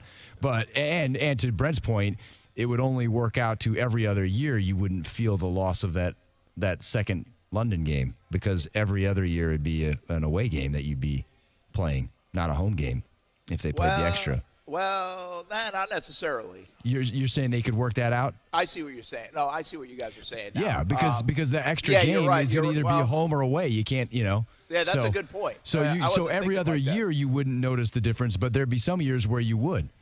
Well, because you'd have the away game, that extra game. I think, guys, there is some talk of it being a neutral site game anyway. Like there's at least one of those kind of somebody threw that out anyway. Yeah. Along the discussion of this over the last couple of years. So maybe that would be it. I don't know. That's a good question. I don't know how they're going to do that. I think in some way, shape, or form we are going to see it. Well, at 2 home games, I just don't know how long. Yeah. When it exists, when does that finally happen? Is it next year? Is it 2021?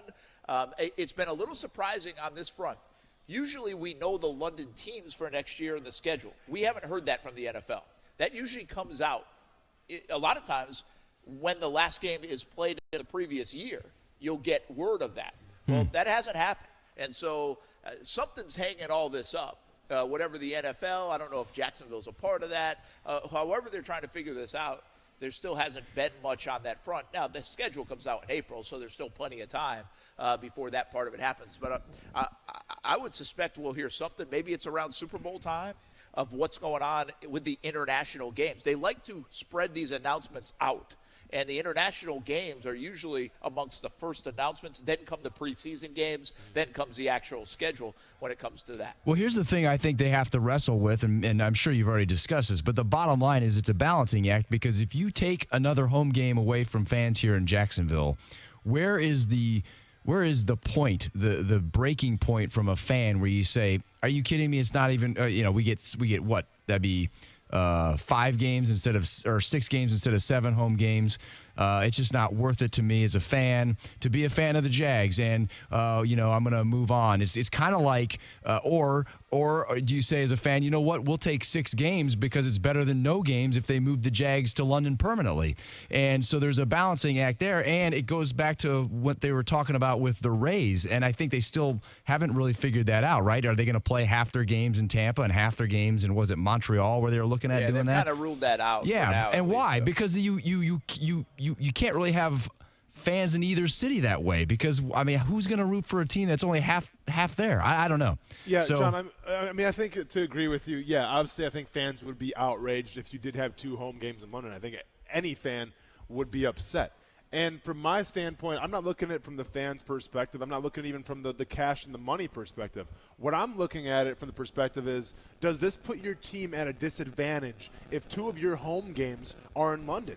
And I honestly think it does, because when this London series first came out, one could argue, okay, the Jaguars had the advantage because they go there every single year, and then they kind of get hip to the game a little bit, right? You know how to adapt. Sure. Well, now almost I think every single NFL team has played in London once. And what we're finding out about these games is it doesn't matter if you play there every single year or if it's every once in 4 years or whatever it is, the better teams usually win that game.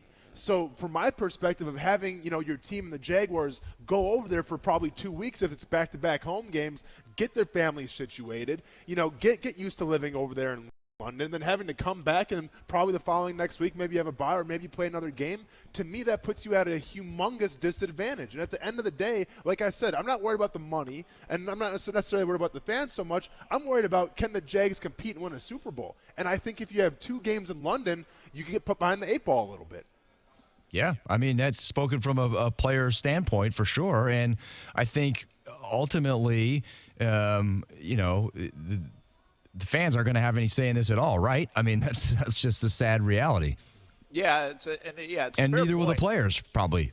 Well, they could in this new CBA. I guess. Think yeah. Do you know if they'd have to approve that, Austin? Do they have to approve playing 2 games on the schedule? Would that be a sticking point from the NFLPA side? That's a fantastic question. I assume it would have to be okayed by the NFLPA. I don't see how you could justify moving a team for 2 games over there without having the NFLPA at least have some kind of say. What I don't remember is if the NFLPA ever had to approve the initial international games. Hey, you might be subject to an international game, whether it's every year, every 3rd year, every 4th year. I don't know if they had to approve that back in 2012 when you guys were going through it. I don't remember that. Yeah, you know what? And I honestly have no idea with that question, but it's an interesting one. Hey, one more thing. I was just going to say, in the end, really, when it boils down to it, as a fan, though, how much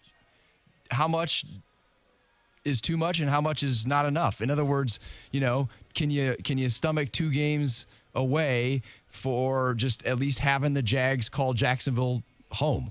And that's I'm not, I don't know. Here's the thing, and nobody wants to hear it, and nobody wants it put like this, but the bottom line is, if the Jaguars win football games and they're in it in December and they're in it in January in the postseason, people are coming to the stadium, and it's not a problem. I don't care how many games you play in Tahiti.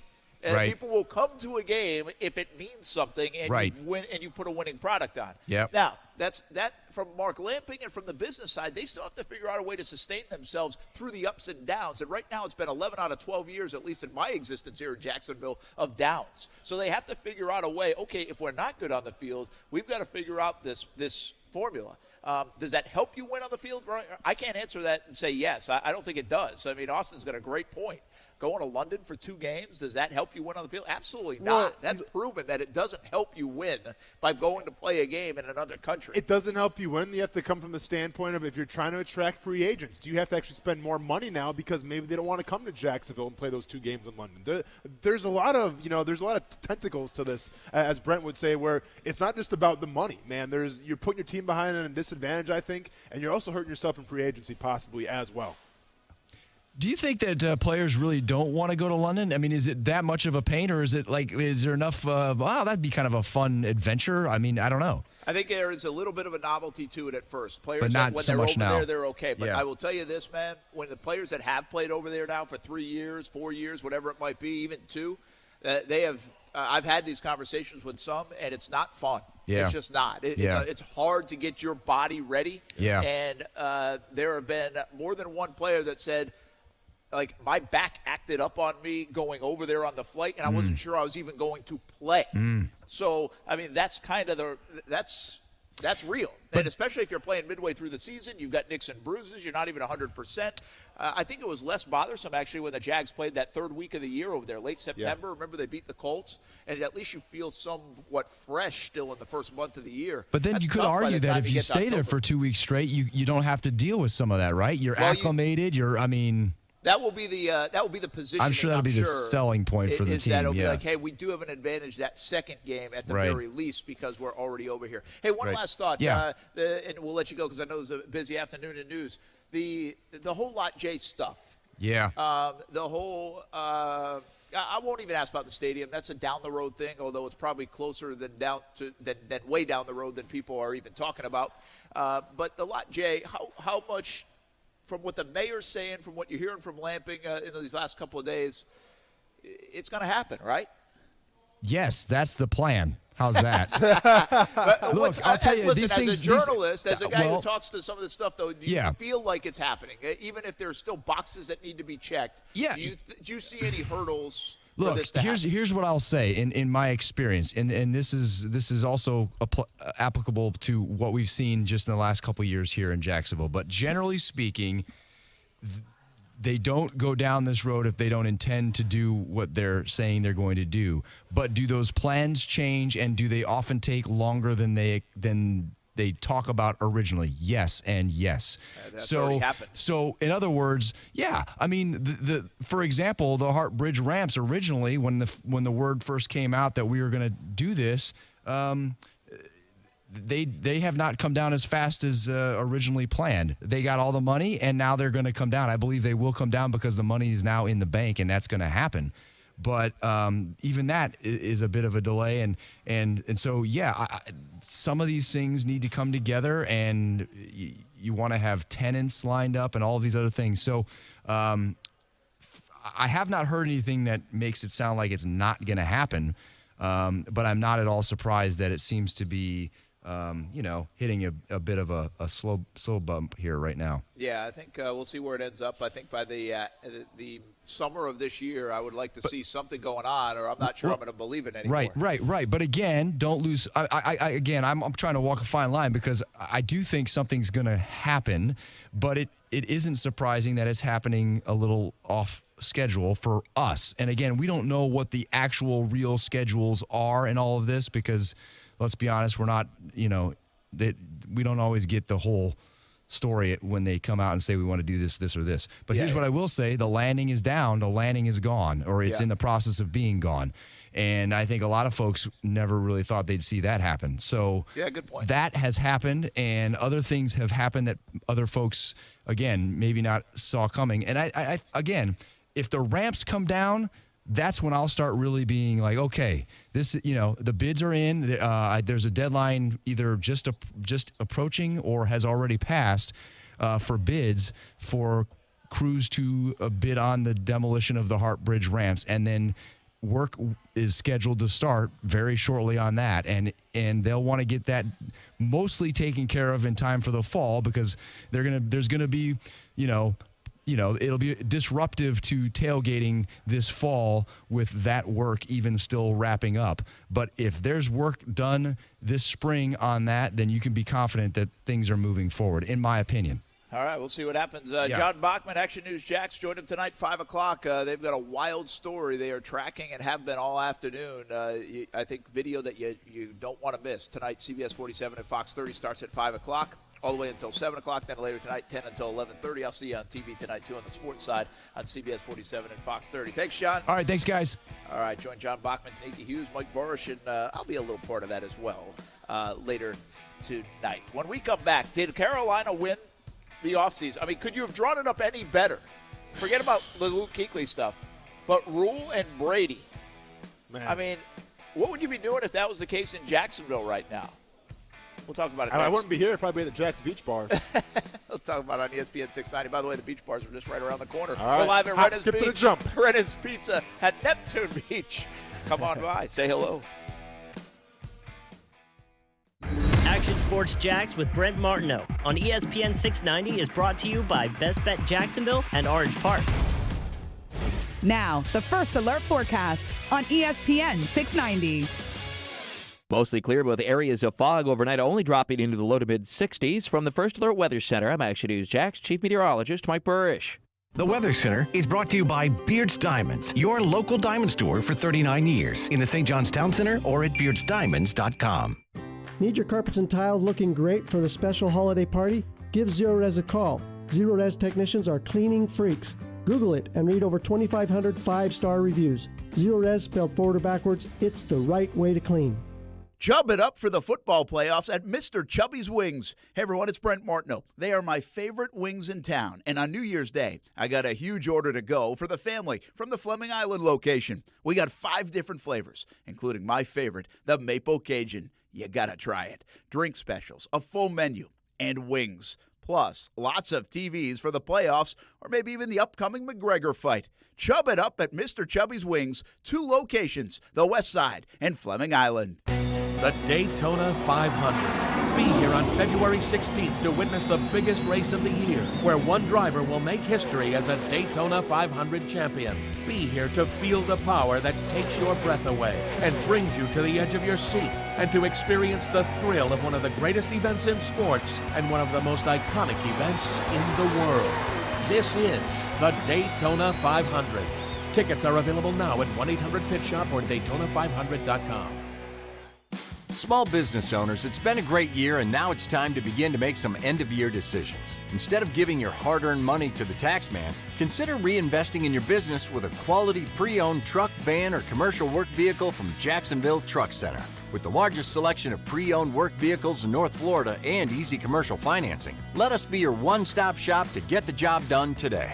We're on the corner of Arlington Expressway and Southside Connector. Stop by today or visit us at JacksonvilleTruckCenter.com. Let me guess, you already know about Beards Diamonds and how incredible their selection and prices are. But do you know about Beards Diamonds' history in Jacksonville? Meet Ben, second generation, and find out what Beards is all about. Having grown up watching my father work in the jewelry industry, both wholesale and retail, diamonds represent way more to me than just an article that can be sold. Diamonds are my passion. I look at diamonds as a commitment, a joining of 2 lives together. Beards Diamonds has been locally owned and operated for the last 39 years. And it's not your typical jewelry store. And Ben is here to explain why. Being locally owned allows us to give you a personalized experience that other corporate jewelry stores simply cannot offer. We refuse to lose at Beards Jewelry. We'll beat anybody's price, anywhere or anytime, and that's our promise to you. Beards Diamonds, your local diamond store for 39 years. In the St. John's Town Center or at beardsdiamonds.com.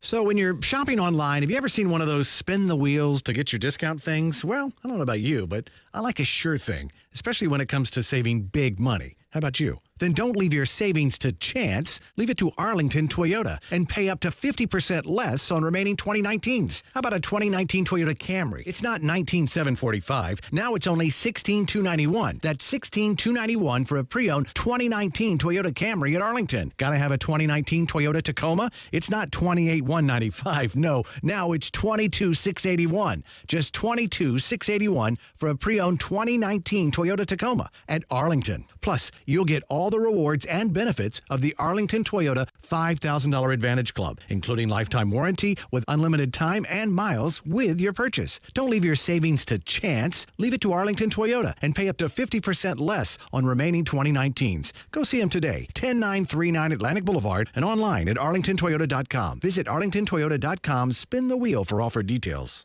Kick off the new year at Renna's Pizza. Want a fresh one? Renna's has fresh ingredients, fresh food throughout the menu, and the pizza is so fresh and so good. Hey everyone, this is Brent Martineau. We love bringing the show to Renna's Pizza. We know we'll eat well, and we were at the Neptune Beach location recently. Perfect setting to hang out, eat, drink, and watch the games on TV. Renna's has you covered with 5 locations in Northeast Florida: Marsh Landing, Bay Meadows, Argyle Forest, San Jose, and the newest location in Neptune Beach. Kick off the new year at Renna's Pizza. You're pregnant. How far? 1 month, 2. No doctor yet. I can't afford it. Protect yourself and your baby. The health department can help you out. Test for STDs. I don't have diseases. You don't know. You don't always have symptoms. STDs make you and your baby sick. I don't want my baby sick. No one cares more about your baby than you. I'm calling my county health department. A message from the Florida Department of Health, the Florida Association of Broadcasters, and this radio station. Small business owners, it's been a great year, and now it's time to begin to make some end-of-year decisions. Instead of giving your hard-earned money to the tax man, consider reinvesting in your business with a quality pre-owned truck, van, or commercial work vehicle from Jacksonville Truck Center. With the largest selection of pre-owned work vehicles in North Florida and easy commercial financing, let us be your one-stop shop to get the job done today. We're on the corner of Arlington Expressway and Southside Connector. Stop by today or visit us at jacksonvilletruckcenter.com. The Jax Health and Fitness Expo is here to pump your business up. Hear us today and book your sponsorship yesterday because space is selling out fast. Yeah, put your business in front of thousands of people who want to get pumped up or at least live healthier lives. Don't miss the Jax Health and Fitness Expo, February 22nd at the Morocco Shrine. Book your space now at BeHealthyJax.com and pump your business up. BeHealthyJax.com. Now, the news and internet are blowing up about those do-it-yourself cameras being hacked, putting all consumers on edge. Children are being terrified while in their rooms, and mothers are being watched in their own homes, and family videos are actually being recorded and sold without the customers being aware or even compensated. These do-it-yourself doorbells are good ideas gone bad, and those stronger passwords they tell you to use, they're going to do very little to alleviate that problem. It's just plain cheap equipment lacking encryption. Don't fall for a false sense of security that can make your family less safe. SafeTouch has those cameras and video doorbells, but they are integrated into the security system. The SafeTouch two-way communicator is still the fastest way to receive emergency response. Combined with the halo of detection, your home and family can have true peace of mind when they have SafeTouch security. Now get yours by going to safetouch.com or call 888-723-8682. SafeTouch, doing what others can't for over 35 years. GALBA 04188, SCBFS 12423, BAQ, EF 0000233. We love our pets. Our furry little friends mean so much to us that we want nothing but the best. At Forever Vets Animal Hospital, we feel the same way too. Forever Vets Animal Hospital understands that you have busy schedules. That's why we're open 7 days a week and have extended hours during the work week. In case you have an emergency, remember, stay calm and call Forever Vets Animal Hospital, now with 7 locations throughout Jacksonville and St. Augustine. Forever Vets Animal Hospital is here for you and your pet. First-time customers receive a free pet exam from one of our highly trained veterinarians. We also offer wellness plans that fit everyone's budget. Forever Vets Animal Hospital makes life easy for you and your pet. Go to forevervets.com to schedule an appointment. Forever Vets Animal Hospital, keeping your pets healthy and happy forever. Hey, it's Goose from Action Sports Jacks on ESPN690. Now, I know there's a ton of ways you can listen to the show, but did you know one of the ways is through a smart speaker? Yes, the Google Home, the Amazon Alexa. It's pretty easy to do. Just tell either of them to play ESPN690. Try it out weekdays from 3 to 6 p.m., and you can listen to Action Sports Jacks. Brent Martineau. You see him every day on CBS 47, Fox 30, Action Sports Jax. Austin Lane. He's a former Jag star and current MMA fighter. Broadcasting live from the Anajar and Levine studio. This is Action Sports Jax on ESPN 690 and ESPN690.com. They're playing real good football right now. They're strong. They're well coached. Mike does a nice job with them. That running back's not a bad player. Brings it every snap. He's a big fella that can really move. Did it in college, does it now. Got a good offensive line, good receivers. Quarterback's playing well. You know, he's you always like those stories when a guy didn't have as much success as he probably would have liked at one place, but comes here and he's got the guys in the championship game. Their defense is playing good football. Well, that's Andy Reid, all excited about talking about the Tennessee Titans. That big fella, he brings it every game. Oh, yeah. Every snap. He's been doing it since college. Hey, Andy, he's been doing it since high school, buddy. That is one thing you do say about 30-something carries about Derrick Henry, and it doesn't drop, really. I mean, it's still – he's like running into a brick wall. What's funny to me to see this, and you see it sometimes in the NFL, but you don't see it with this kind of consistency. When you get a back, like over the years, we've had backs like this, Eddie George, or, I mean, go all the way back to the day of Earl Campbell, right? Sure. Or even for a Larry bit, Zonko. Kansas City. Christian Okoye, sure, right, where he was just this load of a man. Yeah. And what you see is at the end of a tackle, you see like these 220-pound safeties, 250-pound linebackers, all doing this, like falling back onto the turf, onto their keister. Yeah. And you're like, my goodness. I mean, and meanwhile, the running back there in that scenario is falling forward. It might be a 2-yard gain, but it turns into a 3 or 4-yard gain while these other people are just going back, even when they make the tackle. Yeah. And to me, that illustrates just how tough of a guy to bring down is. And watch the game this week with Derrick Henry, or go back and watch the last 2 weeks and beyond, really, with Derrick Henry. And you can count how many guys are falling backwards as they try to tackle him. And what that shows me is it's not that fun to go into this violent car crash every play for 60 plays on an afternoon or evening in the NFL. Well, that guy makes it a lot less fun, and he wears you down, and he doesn't seem to get worn down. That's the other part of it. Well, I think it's like the laws of physics, if I'm not mistaken, if I've taken it from my high school class. Shout out to Mr. Anderson. But any object in motion stays in motion. Yeah, there you and go. Nice. Whenever Derrick Henry's in motion, he stays in motion. And you're absolutely right, Brent. And the only guy that I could really compare him to that I went up against, like, you could say Peyton Hillis. But to be fair, and I get it, Peyton Hillis had the Madden cover, but I'll be honest with you, I wasn't overly impressed by saying when we tackle him, like, oh, wow, this guy can leave a thud. But the dude I think I compared him to a little bit before is Brandon Jacobs, and a guy you probably know a little bit about from the New York Giants. Yeah, Brandon Jacobs is a good comp. And I'll never forget this because Brandon Jacobs around the circles was known as kind of like this passive guy. Like, he was never really he was obviously a big specimen, and a guy that big should not be that fast. But he was never knowing the guy that was intending to hurt you, right? Well, I'll never forget, I think it was my second year in Jacksonville. We're playing at New York, and Pot Rowe said something to Brandon Jacobs. And all of a sudden you saw just a light switch go off in Brandon Jacobs' head.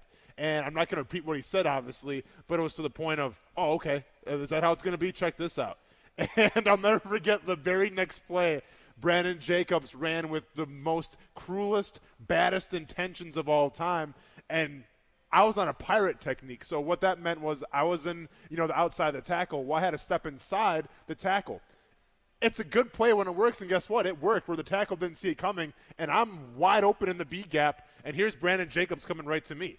Now, usually what I would do, Brent, is I would lower my shoulder. I would try to, like the coaches teach you, wrap him up in the waist and just wrap and drive.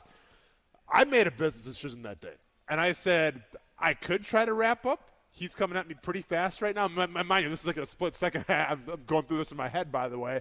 So I'm like, screw it. I'm just going to do something that coaches don't really teach you to do, but it works sometimes, and I speared him. So what I did literally was I lowered my helmet right into his thigh board, and thankfully it got him down because I was not going to tap him in the waist and hopefully get up to his shoulders because that guy that day was running with, like I said, the most worst intentions of all time. Wow, that's wild. That's that's what you – by the way, that's one play. You got to do that on this guy 50, 60 times. Well, I mean, really 30 times probably. Sure. But that's what people don't understand, too, bro, with Derrick Henry. It's like, oh, well, if you're Jalen Ramsey, if you're a corner, go tackle him. Yeah, of course, in a perfect world, if you're playing Madden, sure, go hit that L3 button and go tackle Derrick Henry. It's easy. But you got to remember, if you're on defense and you got a full speed ahead Derrick Henry running at you, 200 pounds plus running at you, well, yeah, you can try to tackle him. But first of all, you have to gather yourself. Second of all, you have to make the proper line to, where to put your shoulder pad.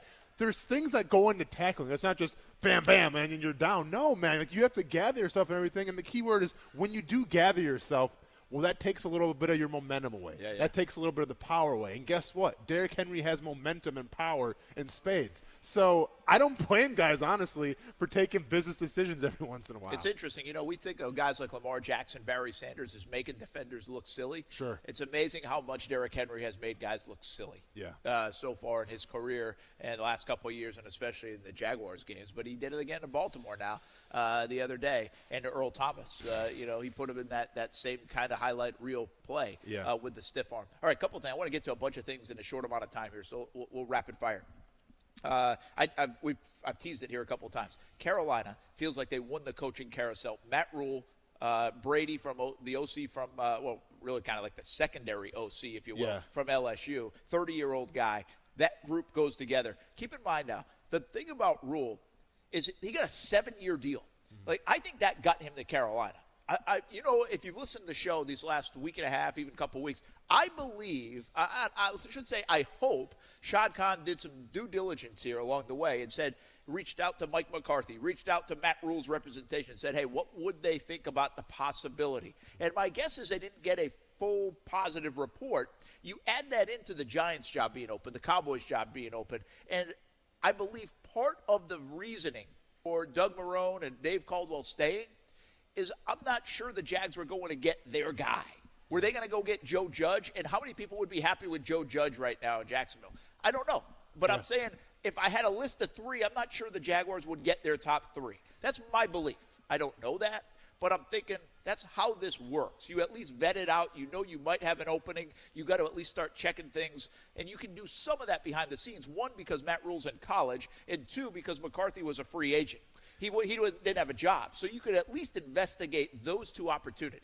Yeah, I you see. buy it? No, I mean, I don't really. buy. I'm not buying it. You shouldn't be selling it, Brent. No, because I see where you're coming from, Brent. But at the same time, once again, the Carolina Panthers.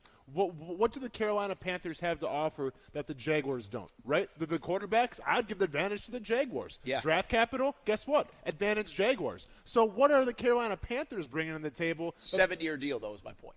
So and what did that's they the have main to thing. offer? They gave Matt Rule to get him out of there. They said, hey, dude, we're not giving you 2 years. You're not out like the Cleveland Browns. Screw that job, man. Sure, They turn over coaches every year, Okay. the last decade. You don't have to deal with Jerry. But- this is your world right here. And the Giants just fired guys 2 years. We're giving you 7 years to figure this out, which means we'll probably give you 4 years to figure it out. But I don't think the Jags were going to give a coach 7 years. But Brent, here's the point, though. We talk about an owner in Shad Khan who's very ambitious, who wants to see results right away. Now, one could say he's been patient in the coaching thing, but every one of his other businesses, he seems to kind of have that fast-forward type of thinking. Well, to pay Matt Rule that much money, it doesn't count against your salary cap. Literally, it just comes out of, some people's pockets. So if you wanted to be that forward-thinking kind of, scenario, then why not give Matt Rule that kind of gig? Why not offer him that 7-year deal if you're Shad Khan and be like, you know what? Let's make a game changer right now. Here's 7 years. Do what you got to do, and let's get this thing started. I think similar to what they did in 2017, where they had guys like Josh McDaniels, at least is my belief, come in and be like, hey, we need to blow this thing up. And maybe McDaniels was right. Maybe they need to blow things up. Well, maybe the Jags were right. They went Coughlin Marrone, and they won in 17. So it obviously didn't need to be blown up. They went to the AFC Championship game. I don't know where Shad Khan's mind is on all that. Does he think if you have Matt Rule and you give him 7 years and he wants to create his culture and do all those things, that means we're rebuilding this thing again. That means we rip it down the way it is because Rule doesn't like the way things are set up. Are you willing to go there? I'm not saying you shouldn't be willing to go there. I'm just thinking maybe he wasn't willing to go there. And the 7 years to me says Carolina was willing. I just told you earlier in the show, Carolina's hit the reset button. They might not have Cam Newton. They now don't have Luke Kuechly. They have new ownership. So they have the ability to be a little bit more patient at this time, maybe than Shad Khan wants to be patient, believe it or not. And I see what you're saying. And granted, the comparison I'm about to make is a comparison of college football and the pros, and it is different. But look at what Matt Rule did at Baylor. Okay, he didn't have time to kind of do things his way, kind of bring his guys in. He took what he was given at Baylor, which wasn't a lot, coming out of some kind of nightmarish scenarios, especially off the field. He comes into Baylor and he turns that program around in 1 year. 1 year. Who's to say he couldn't do that in the NFL as well? That's all I'm saying. Yeah, it's fair. Yeah. All I'm saying is Carolina has seemingly won it. They've They worked have. the offseason by their hires. I would absolutely agree with and you. it obviously doesn't sit well with the Jags fan base, too, because of the things you're saying. I've got to believe that they did their due diligence and said, you know what, we probably weren't going to get Matt Rule. That wasn't going to be a fit. For whatever reason, it's a better fit in Carolina, and they figured out a way to even keep him away from an interview with the New York Giants, believe it or not. So there's that part of it. Have we ever seen anything like Major League Baseball just happened? We talked about this a little bit yesterday, but now that Alex Cora got fired, you're talking about the 2 World Series managers fired by Major League Baseball. Boy, I tell you what, they said you are not doing this in the big leagues. I mean, they didn't take this kind of stance against steroids. Honestly, they did not even come close to this kind of stance The only against thing steroids. it compares to me personally would be Lance Armstrong getting call. caught cheating, and also the Russian the national teams for the Olympics where they all got banned. So those are two that stand out comps, to me. you know? Yeah. To me, Pete Rose, this is a different category than Pete Rose. It's Totally a different little category. Reggie Bush-esque. Not really. It feels different. It's huge. Talk a little bit more about that. And then some of the Jags fallout from the last couple of days on the way on ESPN 690. Live from Rennes Pizza, Neptune Beach. Come on out and say hello. We'll give you some tickets to Friday's big party. Come party with us on January 17th. Everybody, this is Brett Martineau and Austin Lane from Action Sports Jacks on ESPN 690. We're almost a year old here on the show. You mentioned a party. Can we tap the keg and do a little drinking? The folks that come to the party can. We probably can't. We're doing a live show here at the studio. So it's going to be a giant celebration for everybody, but we still have to work. Yes, we still do have to work. Fair enough. You can be a part of it. Register at ESPN690.com. Giveaways, food, drink, and the show. Our 1-year anniversary on ESPN 690 on January 17th. As we start the new year, all of us at Diamonds Direct just want to say thank you. 2019 exceeded all of our expectations as so many people here became not just our customers, but our family. We thank you for your support, your confidence, your trust, and as we enter 2020, we reaffirm our commitment to you to provide an unparalleled shopping experience with an even larger selection, even better value, stronger warranties, but most importantly, an even stronger resolve to exceed your expectations. Diamonds Direct, the only jewelry store in America with a 60-year history in the diamond industry, worldwide connections, a vast network of diamond cutters, unsurpassed buying power, and the nation's largest and most experienced staff of true diamond experts. If you're getting engaged or celebrating a milestone in 2020, we invite you to see how this remarkable combination can benefit you. Diamonds Direct wants 2020 to be your year, filled with optimism, dreams, accomplishments, and most importantly, love. Get store hours and directions and shop anytime at diamondsdirect.com.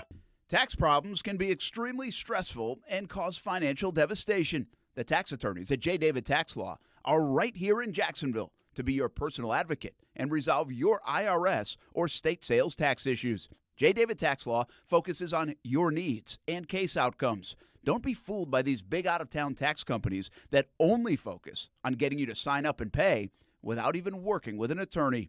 At J. David Tax Law, only highly experienced tax attorneys will represent you. Get the help you need with tax debt, payroll taxes, bank levies, wage garnishments, tax liens, and unfiled returns. If you have federal or state sales tax debt, have a sit-down with J. David Tax Law. Never trust your tax situation to anyone you can't walk in and look in the eye. Your first step is a no-cost consultation. Call J. David Tax Law at 904-507-4777, 904-507-4777, or go to jdavidtaxlaw.com.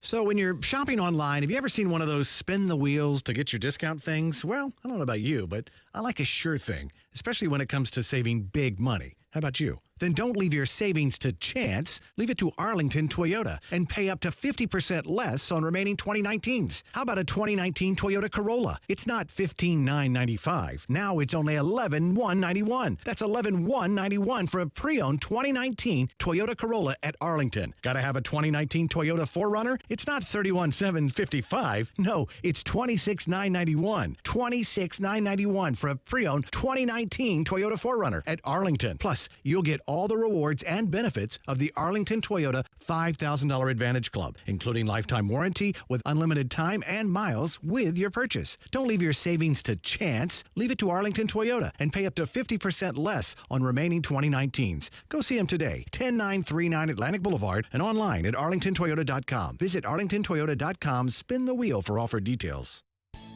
It's time for some straight talk. You know those football players who are all talk, no show? Well, big wireless carriers aren't much different.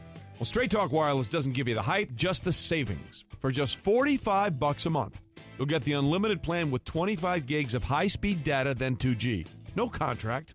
All on the same 4G LTE networks as the big guys, but up to half the cost. Savings delivered right to your wallet. Only at Walmart. Savings may vary. See terms and conditions at straighttalk.com. The Home Depot delivers on your terms. Just say when, where, and how. Get free delivery on over 1 million items. No membership required. Need it fast? Order in-stock items online and pick them up in as little as 2 hours. Or tell us when you'll be home and we'll bring your order to your front door today. It's a good time to be a doer at the Home Depot. How doers get more done. Visit HomeDepot.com for details. Chub it up for the football playoffs at Mr. Chubby's Wings. Hey, everyone, it's Brent Martineau. They are my favorite wings in town. And on New Year's Day, I got a huge order to go for the family from the Fleming Island location. We got 5 different flavors, including my favorite, the Maple Cajun. You got to try it. Drink specials, a full menu, and wings. Plus, lots of TVs for the playoffs or maybe even the upcoming McGregor fight. Chub it up at Mr. Chubby's Wings, 2 locations, the West Side and Fleming Island. ESPN Radio Sports Center. I'm Christine Lisi. Right now, while Carlos Beltran has been cleared by MLB of possible discipline as a player in the Astros sign-stealing scandal of 2017, ESPN's Buster Olney reporting the Mets still assessing the situation regarding their new manager. Hard to get a read on what the Mets might do, says ESPN New York 98.7 FM host Michael Kay. He might go, but again, my gut feeling is he'll probably try to stay away from that. He happens to be known as a really good guy throughout baseball, but the allure of winning the aphrodisiac of a championship sometimes makes good guys do bad things. Now, the Mets have to decide, was it on our watch? No, it wasn't. Did Major League Baseball discipline him? No, they didn't. Michael Kay on Golick and Wingo, part of the fallout from MLB's Houston investigation. Astros fired manager A.J. Hinch and GM Jeff Luhnow. Red Sox mutually parted ways with manager Alex Cora. NBA Pelicans anticipate star rookie Zion Williamson will make his regular season debut 1 week from tonight versus the Spurs. He's been out recovering from knee surgery. You love iced tea. It's smooth and refreshing with just the right flavor. You also love to be a little twisted. That's why Twisted Tea Hard Iced Tea has everything you love. Because it's made with real brewed tea and a kick. Twisted Tea Hard Iced Tea. Be a little twisted. Drink responsibly. Broadcasting live from the ESPN 690 Anajar and Levine studios. Anajar and Levine Accident Attorneys. Call 904-600-4000. That's 904-600-4000. ESPN 690. Jacksonville's home for ESPN Radio.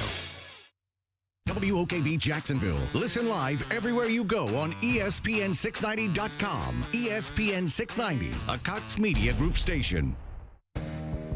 Brent Martineau. You see him every day on CBS 47, Fox 30, Action Sports Jax. Austin Lane. He's a former Jag star and current MMA fighter. Broadcasting live from the Anajar and Levine studio. This is Action Sports Jax on ESPN 690 and ESPN690.com. This is actually good for baseball. Baseball's in the national news. You would say, yeah, but not for this. That's right, not for this were baseball to have mishandled the situation. But if you look at how quickly the reaction came down and how harsh it was, I've heard a lot of people talk about it wasn't harsh enough.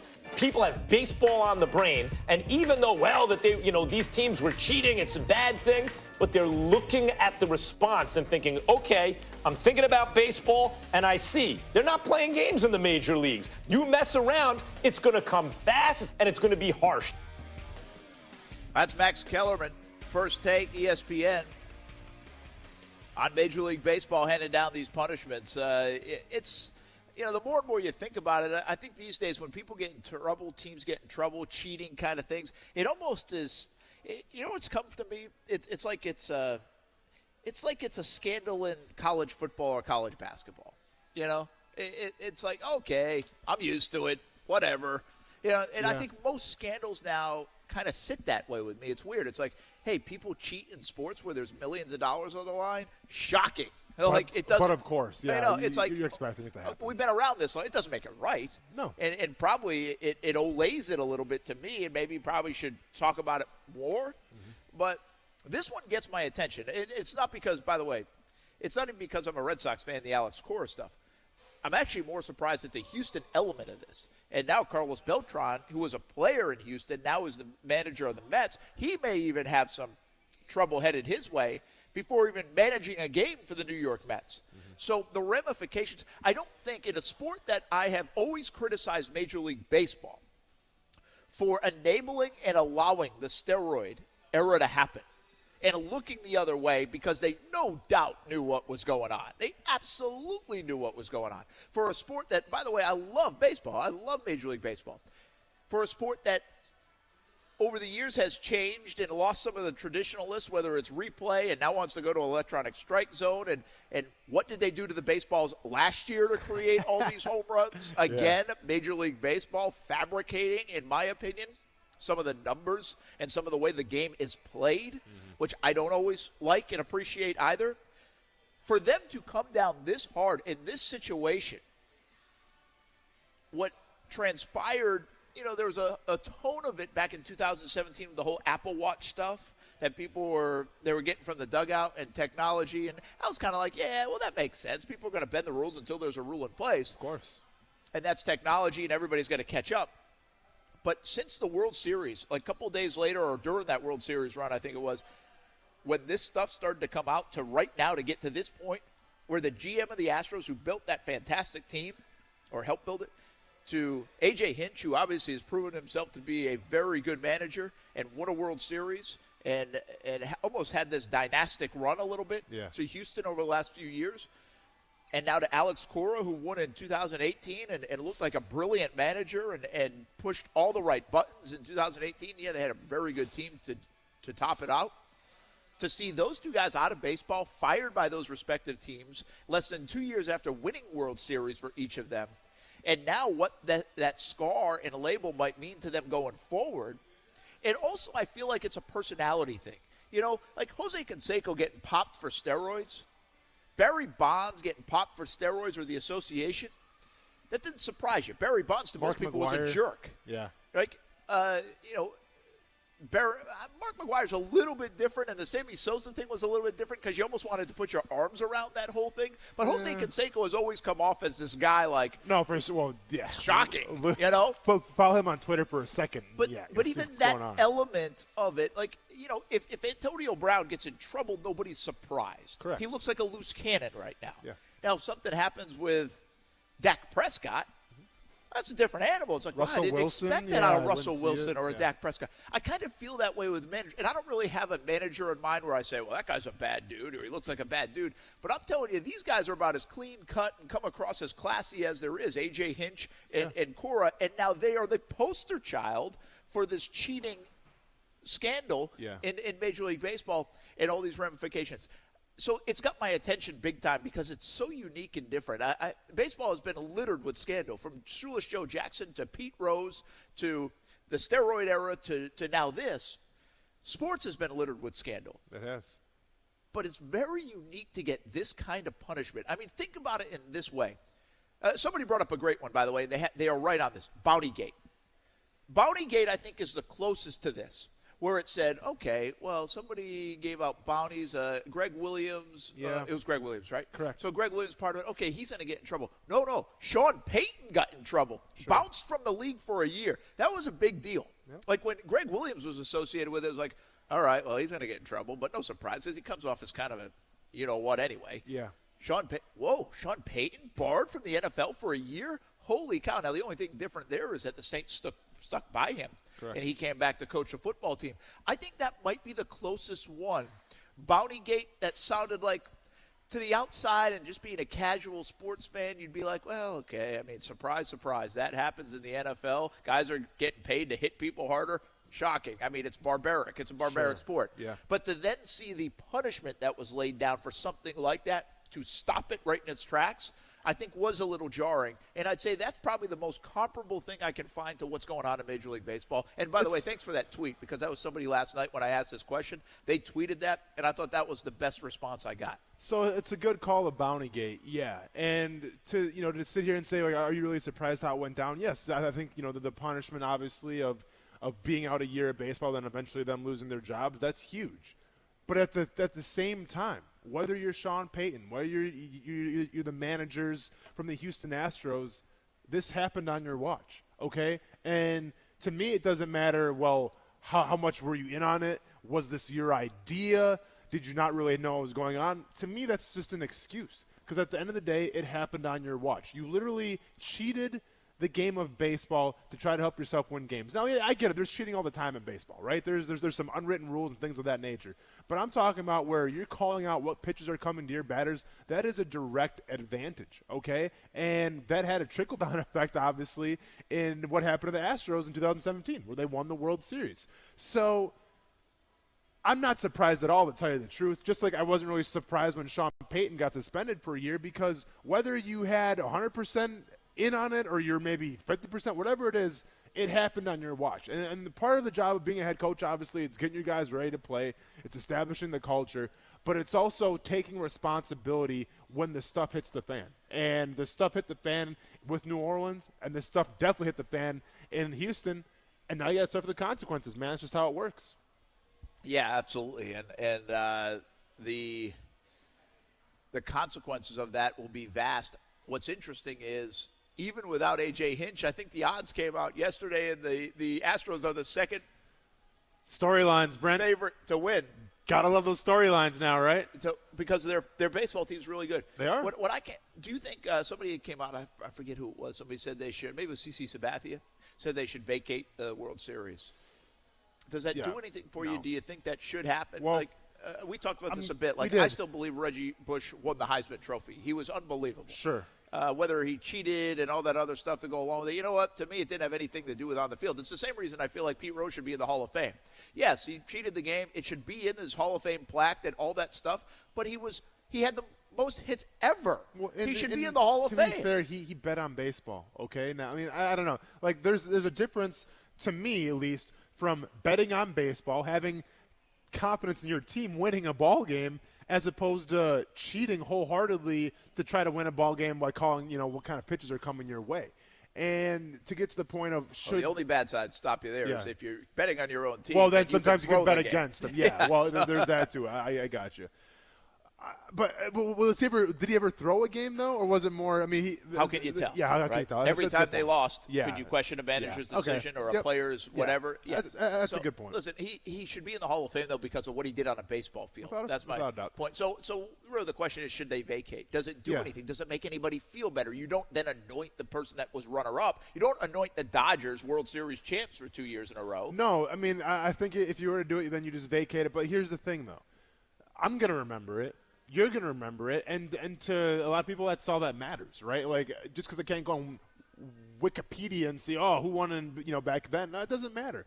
But at the same time, I think more than any other sport, Brent, I think baseball prides itself on statistics, and it prides itself on history.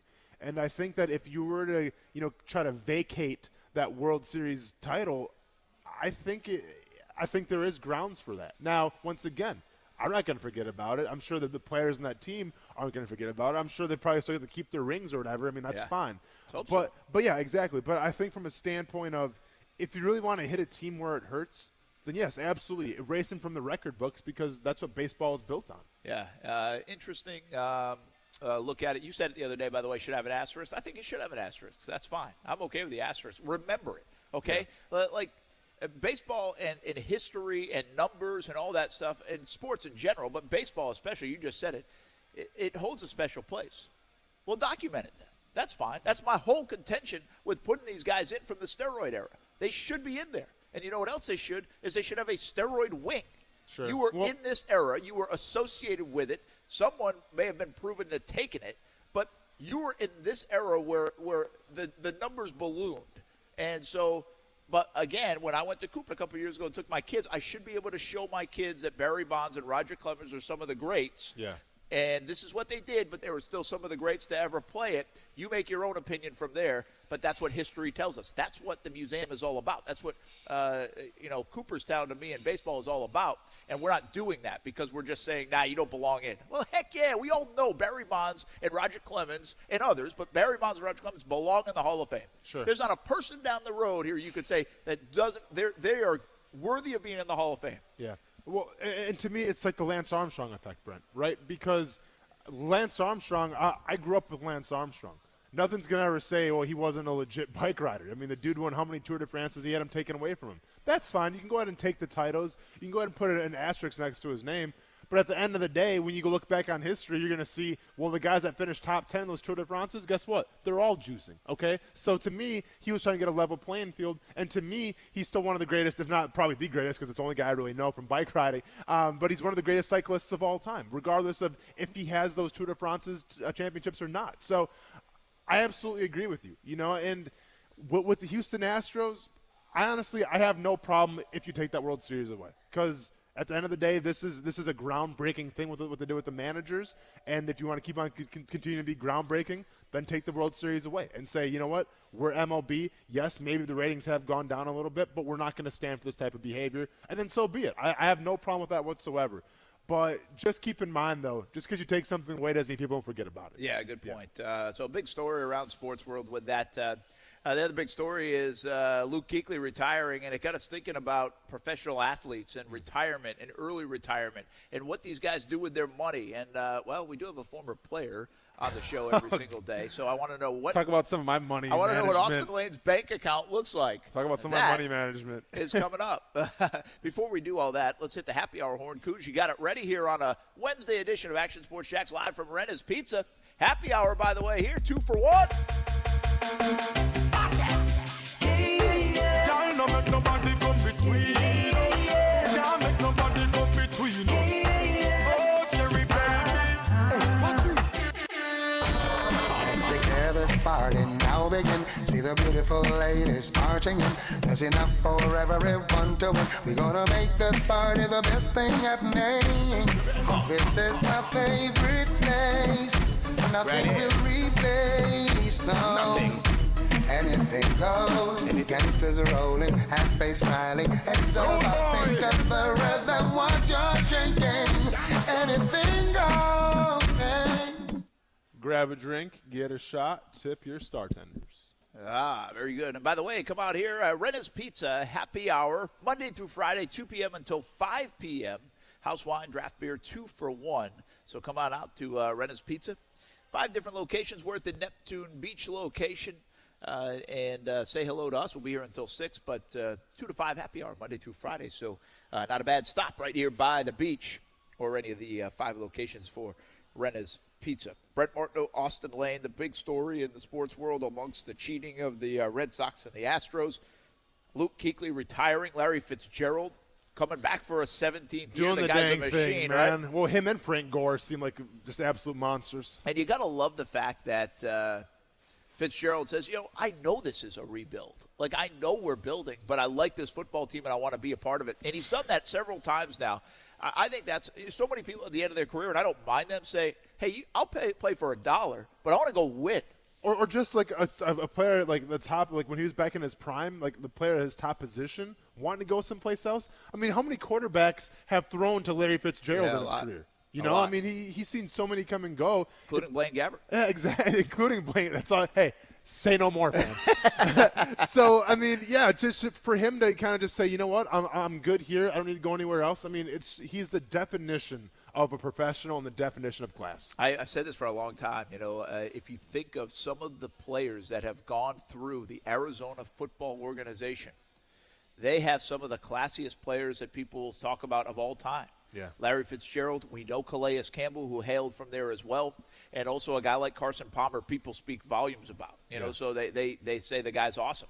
And I think it doesn't stop there. I think Patrick Peterson, I know he got kind of hit for the PED thing this year. Yeah, he did. But still, people say Patrick Peterson, all-world guy, all-world teammate, Honey Badger, I think, who's come through there. Remember, he had a lot of problems at LSU. He did. He kind of got straightened out a little bit. And now he's still playing in the league, man.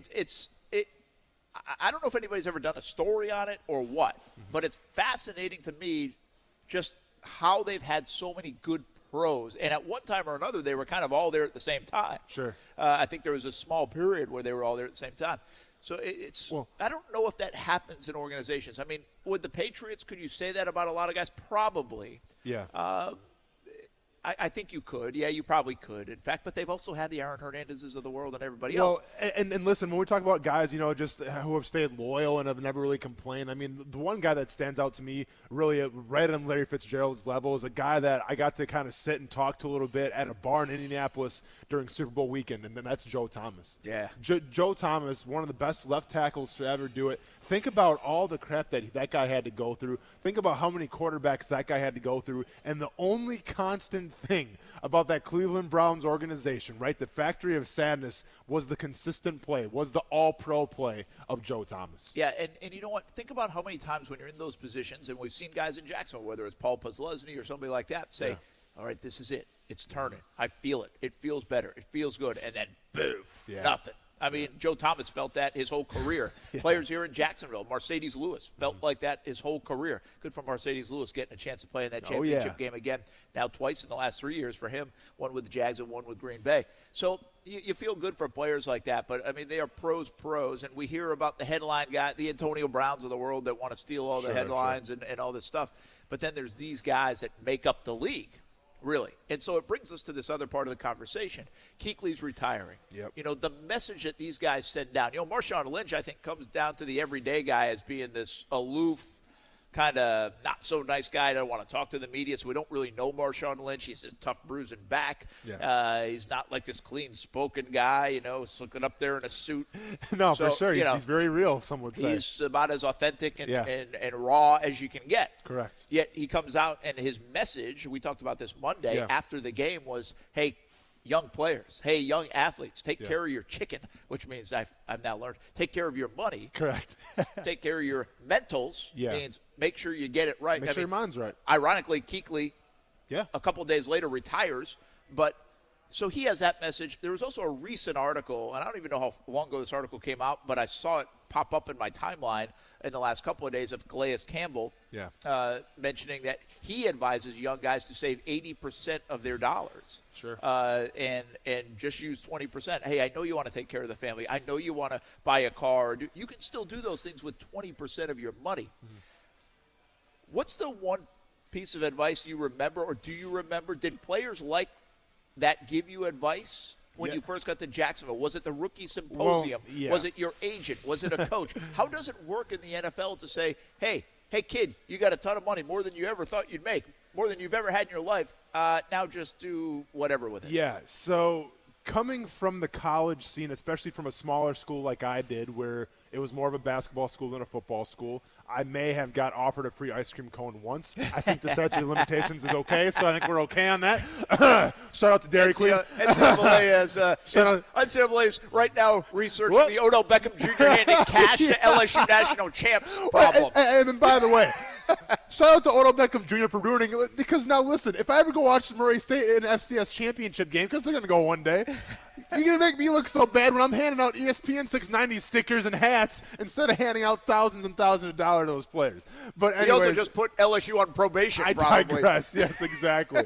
But, yeah, so when we're talking about, coming from college, I mean, the first thing, which is like kind of the biggest crash course, is the rookie symposium.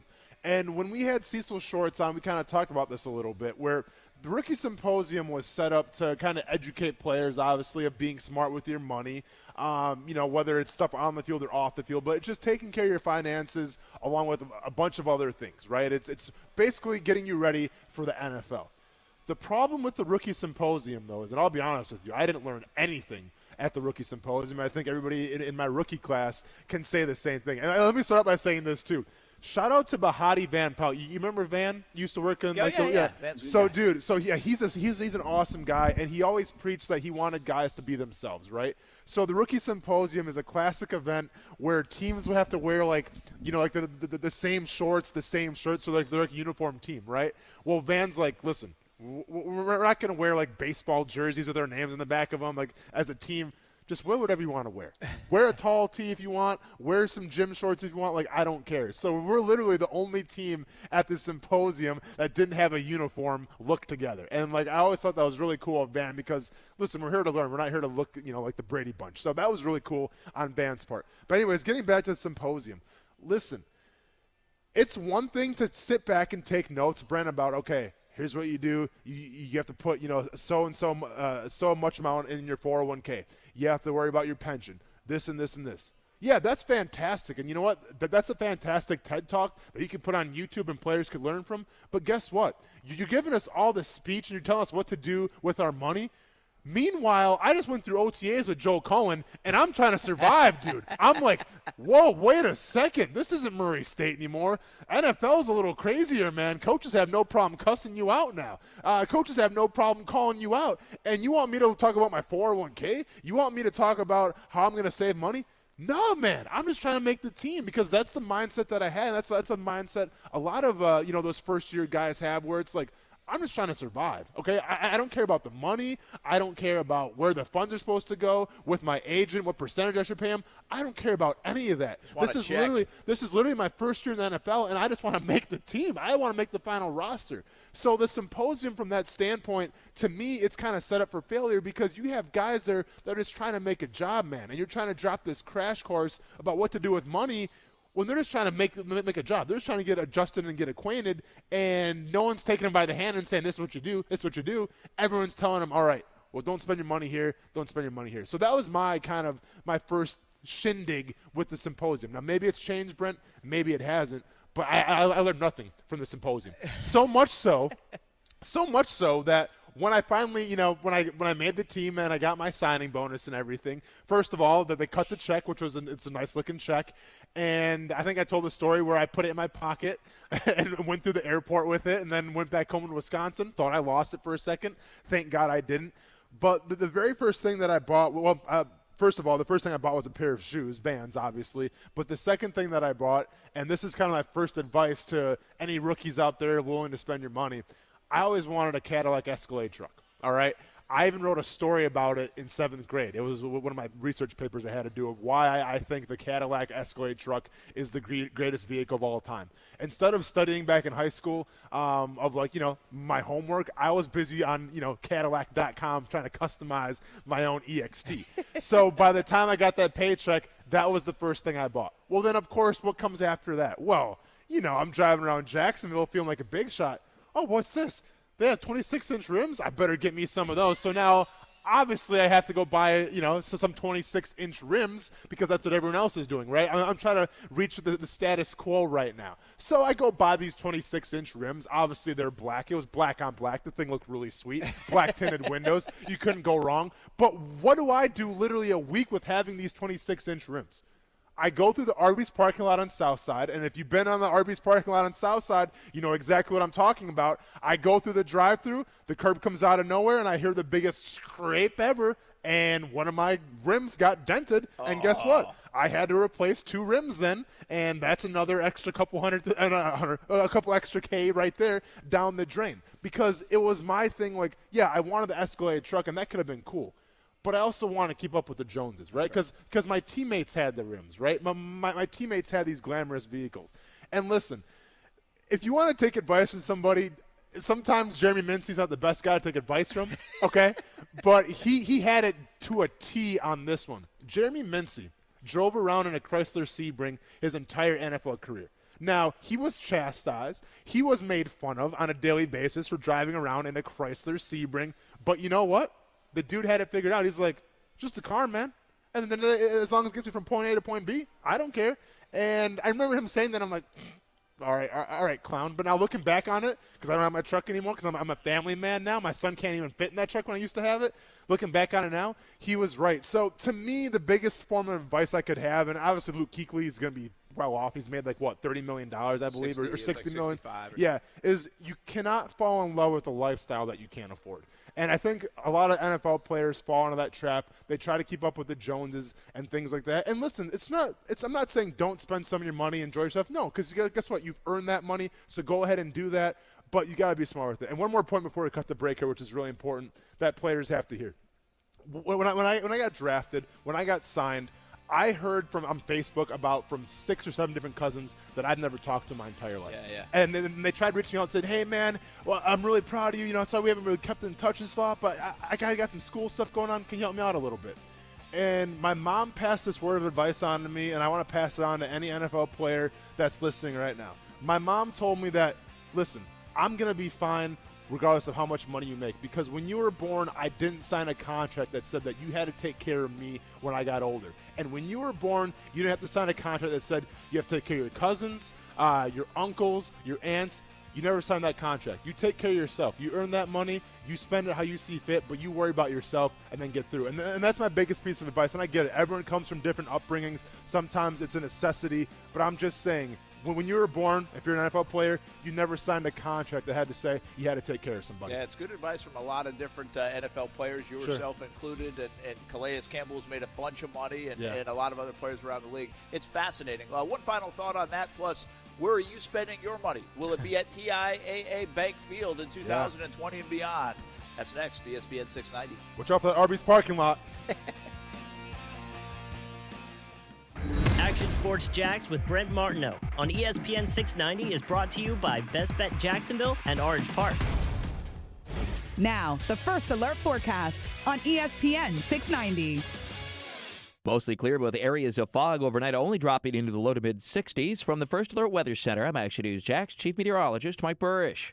The Weather Center is brought to you by Beards Diamonds, your local diamond store for 39 years in the St. John's Town Center or at beardsdiamonds.com. Now, the news and internet are blowing up about those do-it-yourself cameras being hacked, putting all consumers on edge. Children are being terrified while in their rooms, and mothers are being watched in their own homes, and family videos are actually being recorded and sold without the customers being aware or even compensated. These do-it-yourself doorbells are good ideas gone bad, and those stronger passwords they tell you to use, they're going to do very little to alleviate that problem. It's just plain cheap equipment lacking encryption. Don't fall for a false sense of security that could make your family less safe. SafeTouch has those cameras and video doorbells, but they are integrated into the security system. The SafeTouch two-way communicator is still the fastest way to receive emergency response. Combined with the halo of detection, your home and family can have true peace of mind when they have SafeTouch security. Now get yours by going to safetouch.com or call 888-723-8682. SafeTouch, doing what others can't for over 35 years. GALBA 00418, SCBFS 12423, BAQ, EF 000233.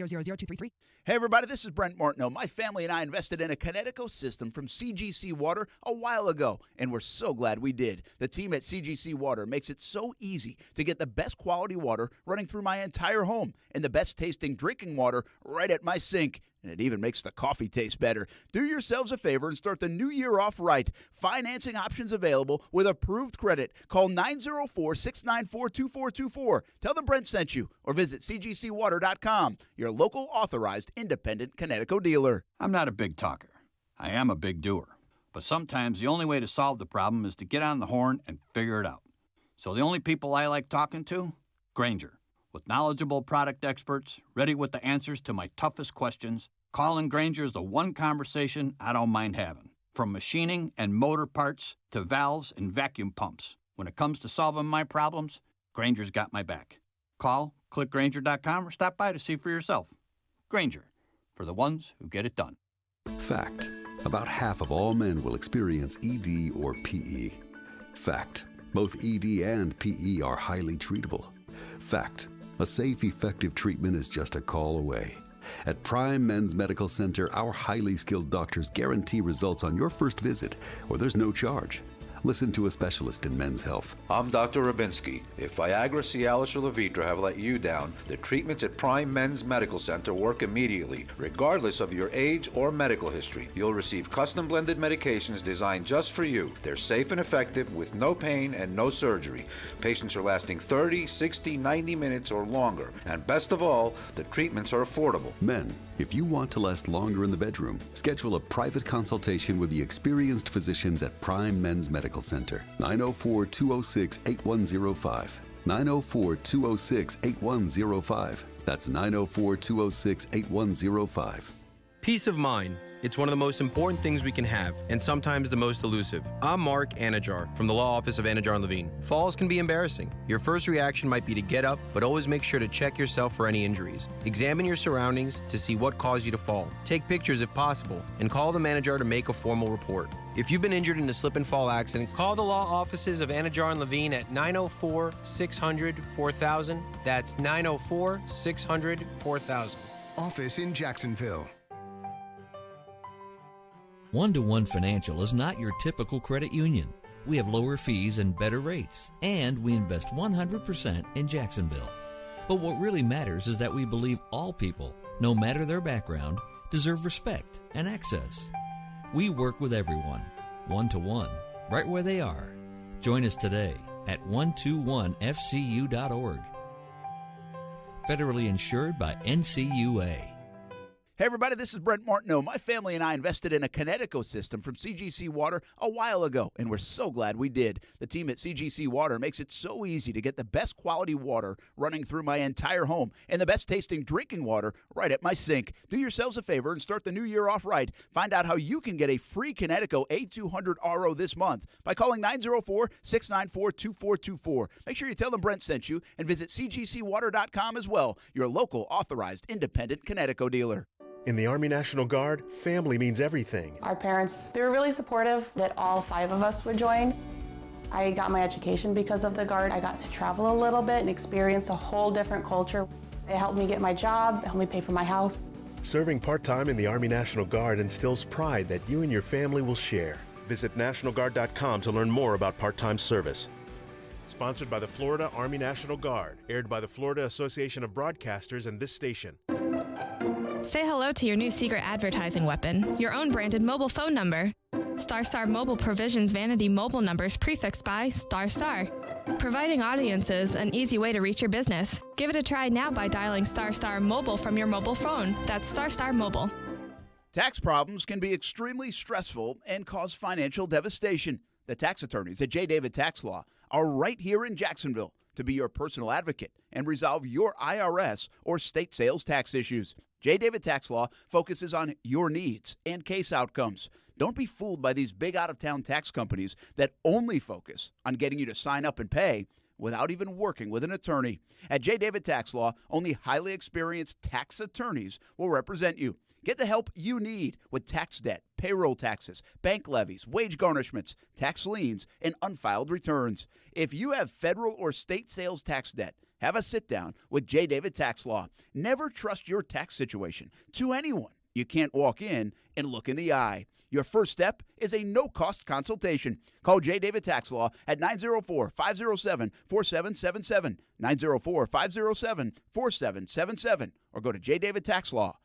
Now, the news and internet are blowing up about those do-it-yourself cameras being hacked, putting all consumers on edge. Children are being terrified while in their rooms, and mothers are being watched in their own homes, and family videos are actually being recorded and sold without the customers being aware or even compensated. These do-it-yourself doorbells are good ideas gone bad, and those stronger passwords they tell you to use, they're going to do very little to alleviate that problem. It's just plain cheap equipment lacking encryption. Don't fall for a false sense of security that can make your family less safe. SafeTouch has those cameras and video doorbells, but they are integrated into the security system. The SafeTouch two-way communicator is still the fastest way to receive emergency response. Combined with the halo of detection, your home and family can have true peace of mind when they have SafeTouch security. Now get yours by going to safetouch.com or call 888-723-8682. SafeTouch, doing what others can't for over 35 years. GALBA 04188, SCBFS 12423, BAQ, EF 000033.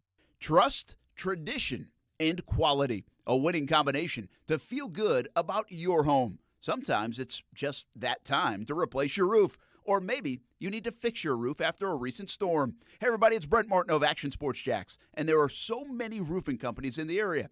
But which one can you trust? Let me tell you about my friends at Jack C. Wilson Roofing Company. Trust a family-owned business with owners that grew up right here in Jacksonville. Talk to the owners directly. Get free estimates. And you can trust Jack C. Wilson Roofing to walk you through each step of the process. Tradition? Jack C. Wilson is a name you know. The longest-standing roofing company in Northeast Florida. They have been repairing and replacing asphalt shingle roofs since 1946. How about quality? A roof you will tell your neighbors about. Quality from start to finish, shingle by shingle. You can request a free estimate at jackcwilsonroofing.com. It's the first name in Jacksonville roofing. And make sure you let them know Brent Martineau sent you. It's the 1-year anniversary of Action Sports Jax on ESPN 690. Congratulate Brent, Austin, and Coos on their first year on the radio by leaving them a voicemail by calling *star 690 on your cell phone. Thanks for listening to ESPN 690, Jacksonville's home for ESPN Radio.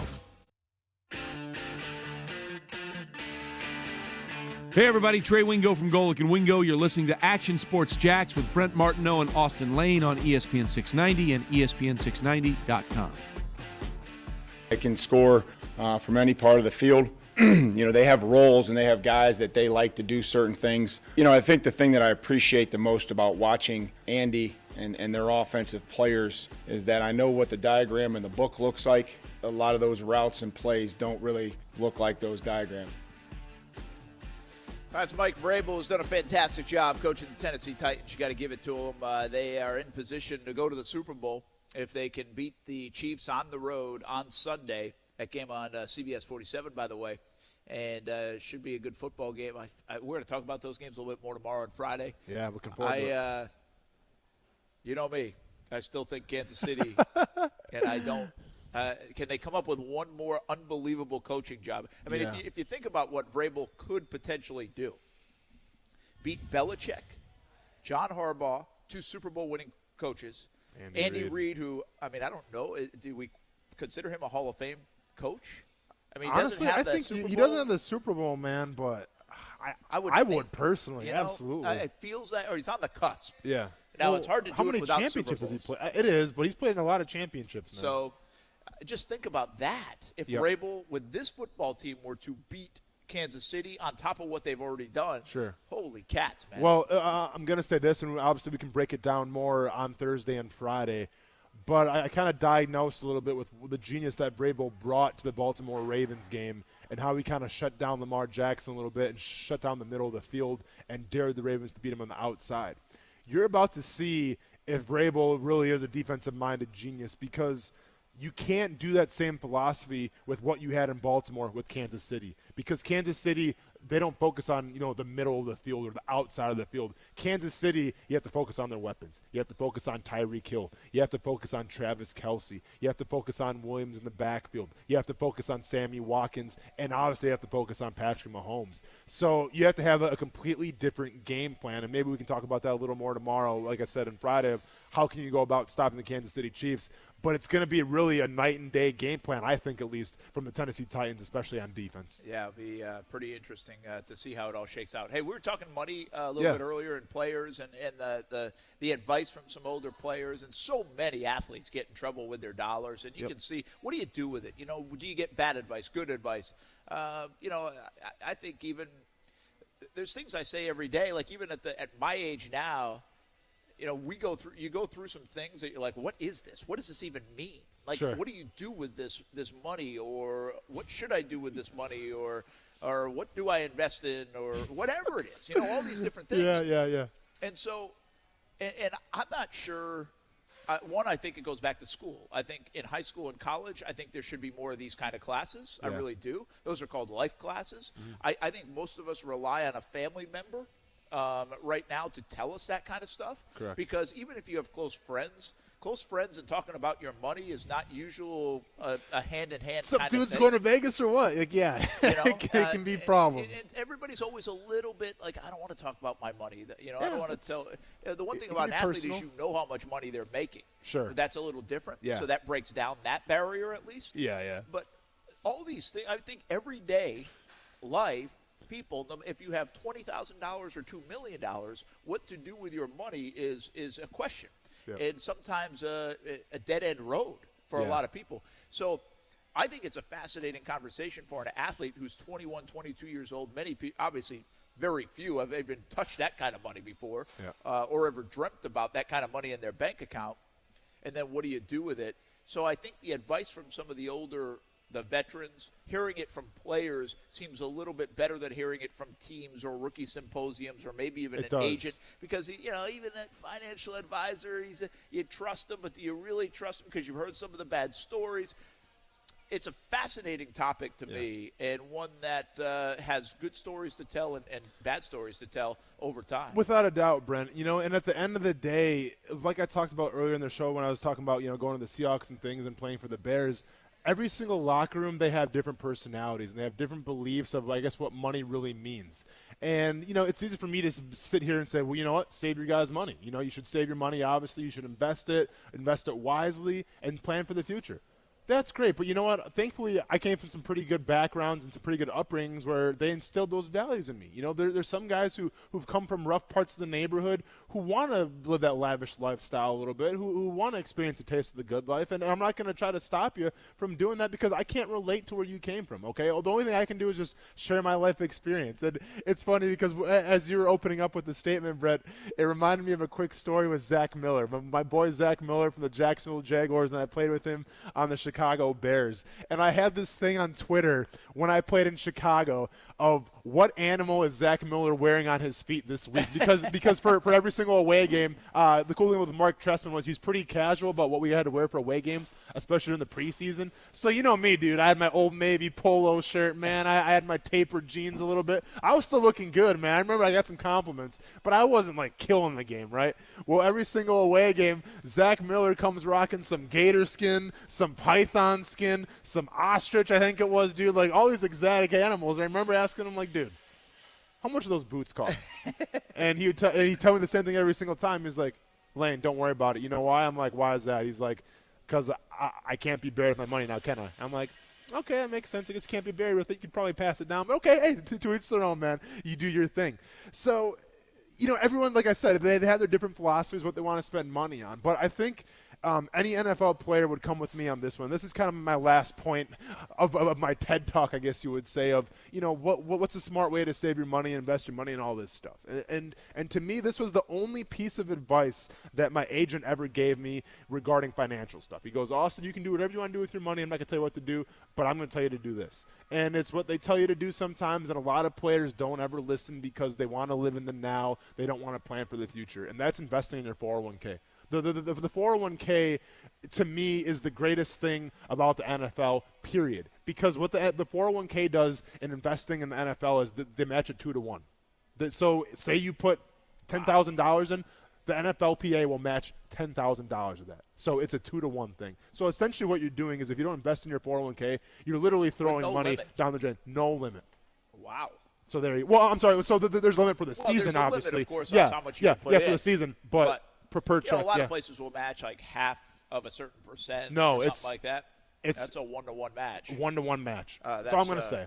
Yep. Listen, that's the one, not that we're like in economics here. Sure. But that is actually the one piece of advice that I got somewhere along like some assembly in junior high school or something. And I saw this chart and it was like, if you're 22 years old and you put this $50 in this 401k, by the time you're 65, it will look like this. And it was like one of those like bar graphs. Yeah. Like, whoa. Okay, I got that. Like that looks like a lot of money. Yeah. And so ever since I have had a chance to put money into a 401k, I've always done it ever since I was, got it working and had that opportunity. So that'd be the one thing I would say to anybody. And you don't, especially when you're just getting out of college and whatever you're making, you don't even know what they're taking it out of your check, dude. So it's like if we give you one advice, it's hard to give advice from an athlete standpoint because we're not all athletes. Sure. But we've all made $20,000 before. And so if you make $20,000, if you got a 401k chance, put some in the 401k. That's the simplest advice anybody could ever give you, especially if that company's matching with free money. Exactly. And one more quick story here, then we can move on. Mention the 401k. So Brent, so by the way, we've heard some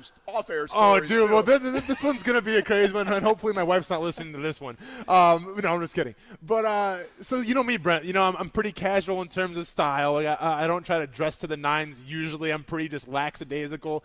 And I hung out with some NFL players. Whether it's Blaine Gabbert or somebody like that who they like to dress up a little bit and they can flaunt it, and that's perfect. I mean, by all means, do your thing.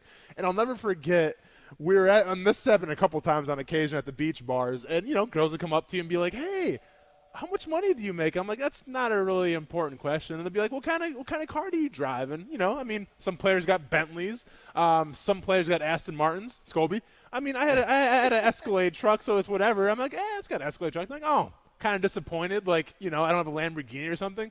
And I'd always say the same thing. I'm like, Yeah, it may not be that legit of a truck, but I got a pretty sweet 401k. So there you go. And that's always how I kind of close the deal. Now, did I get any girls with that? Absolutely not. But 10 years or 20 years down the line, they're missing out. That's all I'm going to say. But thankfully, I'm happily married now. So we're good. I'd love to know more stories. Well, there's a lot I can't tell on the air, but the next time we're sharing a beer, I'll tell you some. That sounds good. We'll certainly do that. Here's a good place to have a beer and some pizza right here at Renna's Pizza, Neptune Beach. Come on out, say hello, get some pizza, make it a stop along the way. 5 different locations in town. We are at the Neptune Beach location, and we'll have a little party pizza that we're going to tell you about. Coming up on Friday, our 1-year anniversary. We're going to show you a little bit of it because we're going to have it out there at our 1-year celebration in our live studio audience for the folks to eat. And we are also going to give away a party pizza package come the Super Bowl week that we're going to have some fun with. So stay tuned for that. We got you set for your pizza party and your Super Bowl party. All courtesy of Renna's. Coming up in a couple of weeks, we'll be live in Miami for Super Bowl 54. All right, man, listen, the story the last couple of days, and we talked about it for 2 hours yesterday, a little bit more today, has been the Jaguars and Lamping. And it got me thinking about this. And everybody, I think from social media to here on the radio, and we've talked about it. I think people have commented about it. They're not happy. Sure. They're not happy from a couple of different standpoints. One, there's 2 things that really got to the folks, the Jags fans, in my view, and you can let me know, folks, listen, if I'm wrong on this. But one is the idea of 2 games and taking another one away. Yep. 2 home games. Mm-hmm. I get it. I fully understand it. That's not surprising that ruffles people's feathers. I think the other one is Lamping saying in that Jacksonville.com article yesterday that winning won't cure all. Mm-hmm. And we debated that yesterday. We said, wait a minute now. We saw 2017. Yeah. And, again, I gave you the backstory of the New England Patriots who did nothing and nobody was going to games, and it was a miserable experience. And then they built the stadium. They built Patriots Place. But the one thing they did on top of all that was win football games, and all of this came to a head, and look where it's led them. You know, sure. They've sold out games for now a decade. And yes, Tom Brady is a big reason why not everybody's going to have a Tom Brady. But winning games does matter. Feeling good. Again, what 2017 was here, why I continually remind people of 2017 and say, don't forget that. That was an unbelievable year. We need more of them, but don't forget it. Because I know when my kids went to school, everybody was wearing Jag stuff. You know, around elementary schools, they were singing Jag songs. Yep. You know, they were shouting Duval. All these things happened because of 2017 that, quite frankly, I hadn't seen in my dozen years here in Jacksonville because it's the only winning season. So winning does matter. We disagree with Lamping on that front from the way that came off in that one comment. But it got me thinking to this. Shad Khan does not speak very often. One of the knocks against Tom Coughlin was he didn't speak very often. Sure. Whether it was trading Jalen Ramsey, what's going on with Doug Marrone. When he did speak, it wasn't revealing of nature. In fact, it got criticized. And I guess that's my point.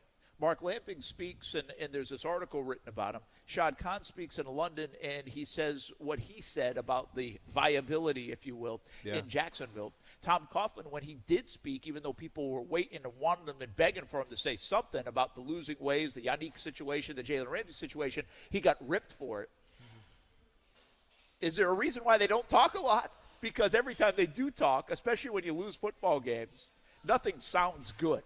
You know what I mean? It's like a no-win situation for these guys in a sense because everything they say sounds bad.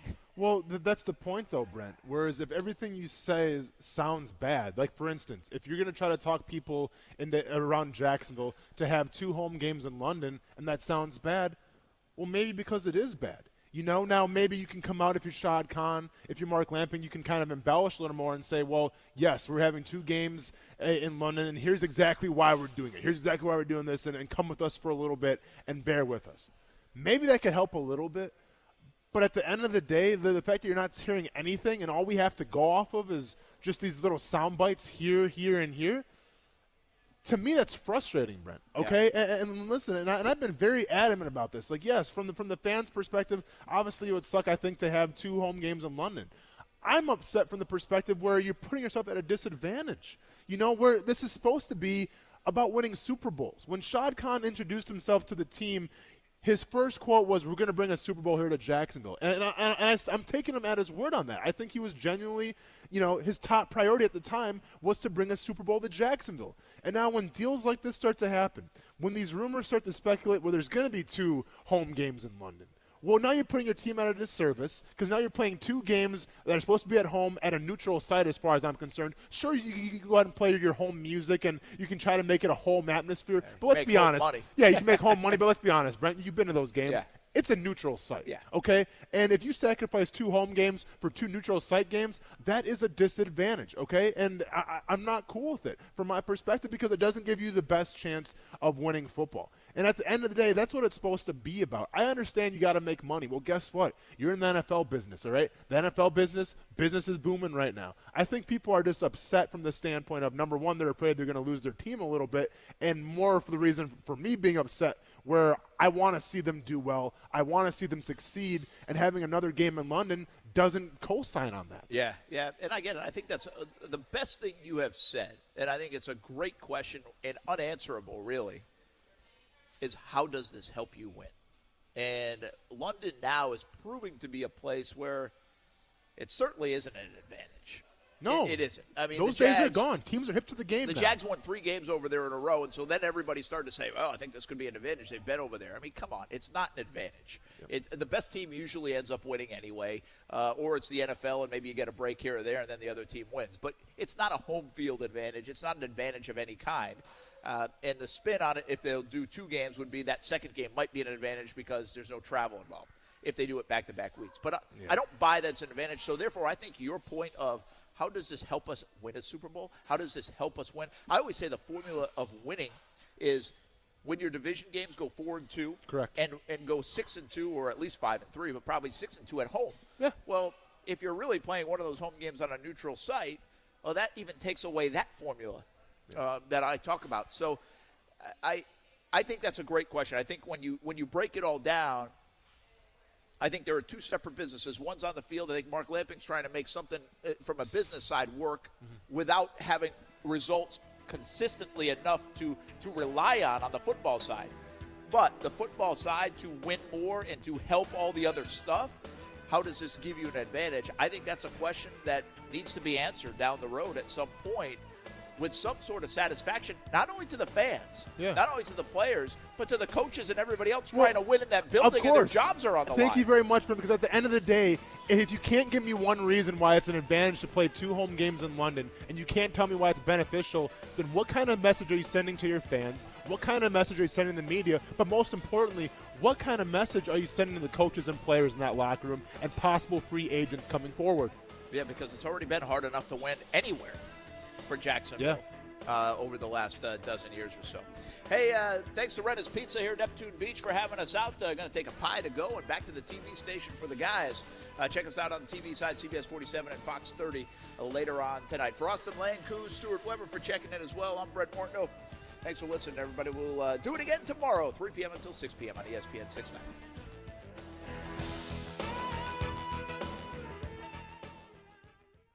Be bold, Jacksonville, whether you want to be cold or hot. Bold City Heating and Air will help. Hey, everybody, this is Brent Martineau. I needed a new air conditioning system this summer and called the good folks at Bold City Heating and Air. It was worth the call. A competitive price, good communication, fantastic service.